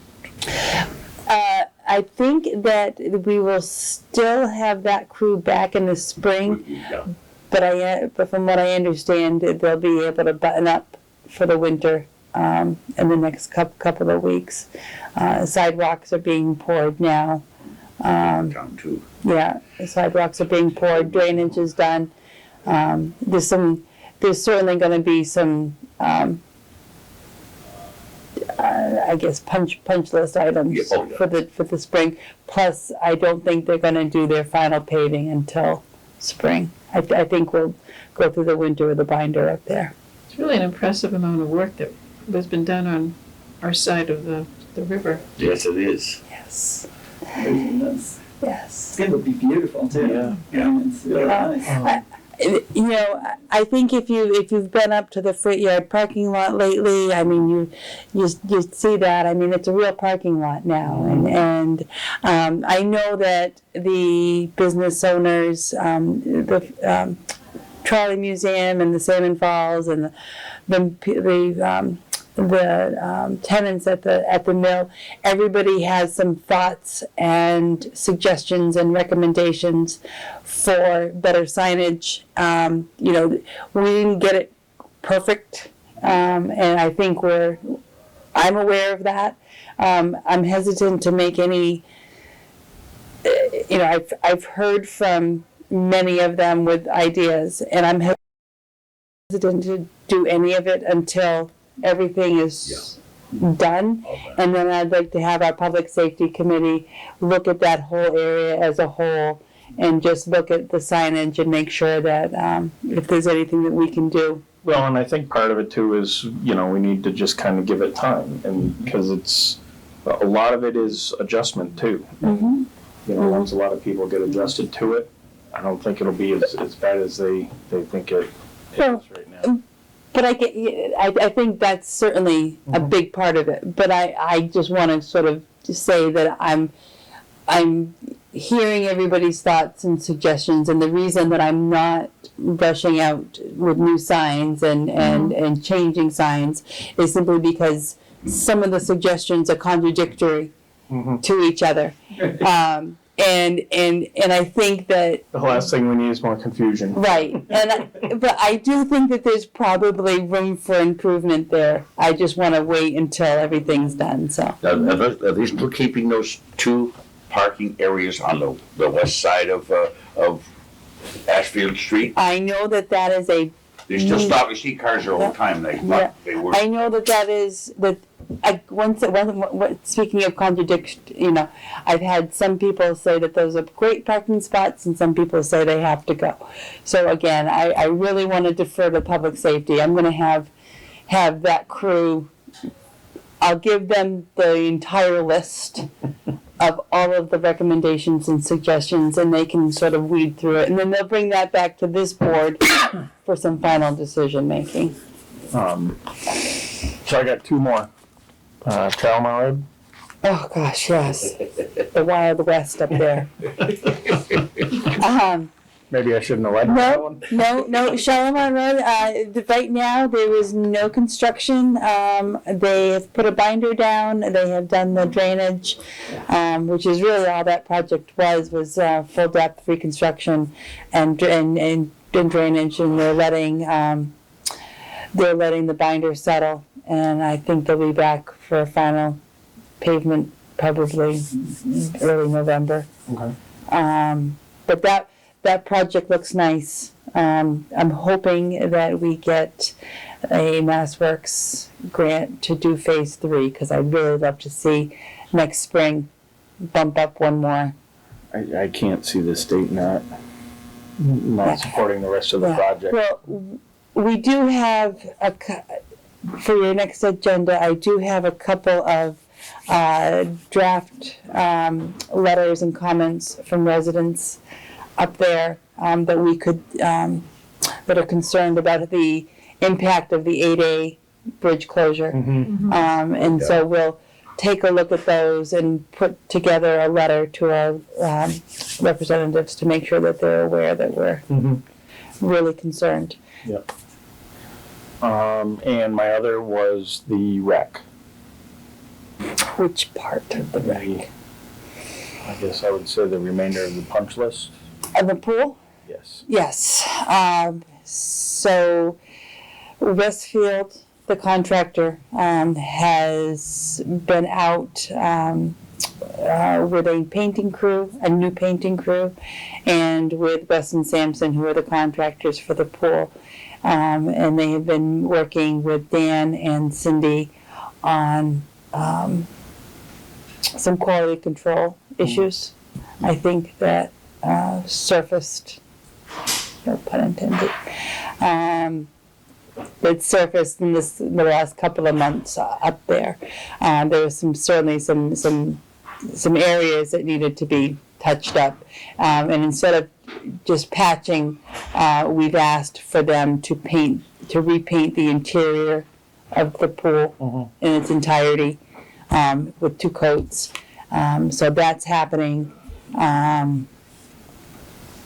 And I think they had some signage and they had some electrical issues. And other than that, I think we'll see. Yeah, I'd like to make that final payment because it really will, those are our ARPA funds and I need to clean that up. So, but as always, credit to Cindy, Pam, and Dan who have really managed that project so well on behalf of the town. Absolutely. I did see Cindy's revenue figures with the pool passes, whether it be the family passes, the individual passes, the day passes, the Skittle sales, the ice cream sales, the pavilion rentals,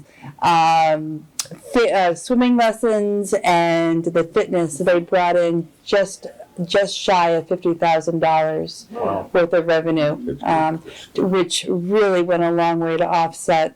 We're only budgeting $13,000 for salaries, and I think $26,000 for expenses. So really, so much of that. So much of the pool expenses, from the chlorine to the lifeguards, is really being managed by those revenues. So Sustainable. well, that's the goal. That's the goal. Are we getting solar on the roof of that? There is solar on the roof. It's already Yeah. there. It's already there. Yeah. Yep, they're already collecting. Donation. Yeah. Yeah, I remember that. And that's working? Yeah, we're getting checks. The school, is the school one at Mohawk open, working yet? Yeah, I think so. Yeah, Because there was a big problem with that, remember? I think they just had, they had some filing issues. My last thing quickly is tax title.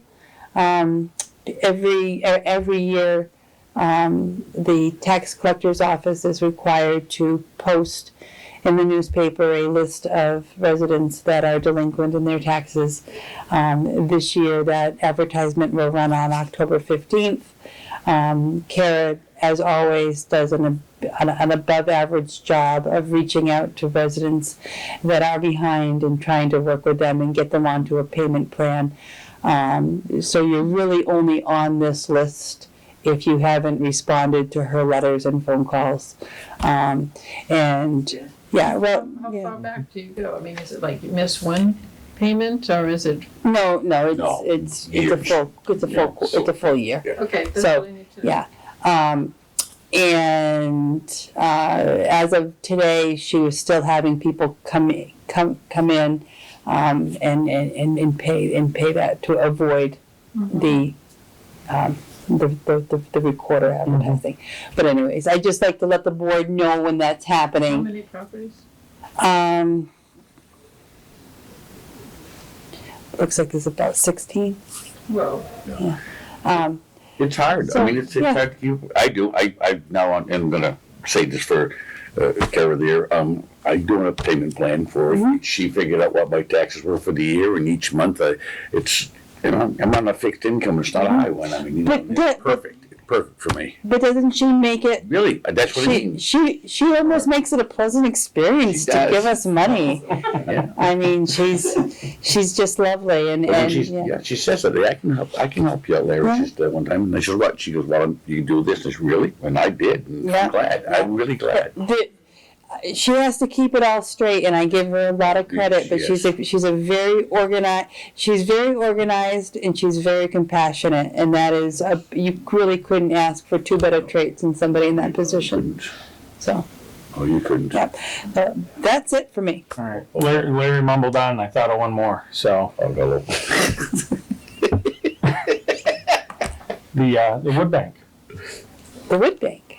Well, we haven't had a whole lot of deliveries beyond what I reported when DCR was packing up. So I think the total number of deliveries was 24 cords of wood to 24 different property owners. It really is awesome. Nice. I do have a list of people that would like wood still, and when highway gets caught up and they could spend a little bit of time down there, we'll try to get that out. What is even more impressive is the number of people that have heard about it and have had either trees removed from their property or the utilities have come through and they've let us know. And so we're picking up that wood and bringing it down there. There's also a couple of different efforts that are getting a little more cohesive to create a regional effort. So I know Coleraine is working on one, Ashfield is working on one, we have one, and that we can share not just our resources, but we'd have a core group of workers that would supplement, and obviously more. The more hands, the more wood you can process. So that's really nice to see. Is that in Buckland is sort of in the hub of that, having one that's sort of up and running and being successful. So, anyways, I just I really appreciate. I know I remember the faces that the board gave me when I said I think we should do this, and everybody was a little bit hesitant to sign on, and it was another opportunity for you to show your support. But I do appreciate your support. Well, I knew that was a project that was very near and dear to you, so I wanted to end it on that note. Thank you. I think, everybody that got involved with it did an outstanding job. It's a lot of wood. It is a lot of wood. Yeah. A huge thank you to DCR for, really stepping up and getting this program off the ground. And Heather for even just getting it going and, forcing the thought down our throat to even do it. So. Well, I think the number of people that reached out immediately and asked for a delivery showed that there's a need, and if we can meet that need, and it's not going to really, it doesn't cost us anything, besides our time and labor. But Well, and it's a better use of all these trees that had to be taken down for a good reason. There are a few times you can make a real difference in people's lives, and you made a real difference in people's lives. I agree with you. All right. We'll move on before I think of something else. Yeah, please go. Public comment. Nothing. Announcements and upcoming meetings. Our next meeting is 22nd. We have the 22nd. It'll be before. special town meeting. Yeah, it'll be after the. Yep. So our next So select board before meeting the select board. will be on the 22nd. Are we meeting earlier that evening? Are we going to meet No, at 5? I think if we met at 5:30, we should be okay. I don't have a lot. If the agenda fills up. What time is the town meeting? 6:30. 6:30. Okay. We'll be on a fast track. 22nd, the day after your finance committee. So the special town meeting will be on the 22nd as well at 6:30. It will be here. If you are available that night, please attend because we need to get a quorum for that. And tentatively, we'll be meeting at 5:30 for our regular select board meeting. I think that's it moving forward. I know you like a challenge. No. Making a meeting move along quickly. Oh, yeah, we can make that happen. As long as you don't keep bogging me down. Maybe we'll skip the town administrator's report that night. Okay with me. All right, anything further? No. No, bearing none, I'll make a motion to adjourn. I'll second that. All right. All in favor? Aye. All right, thank you all, and have a good evening.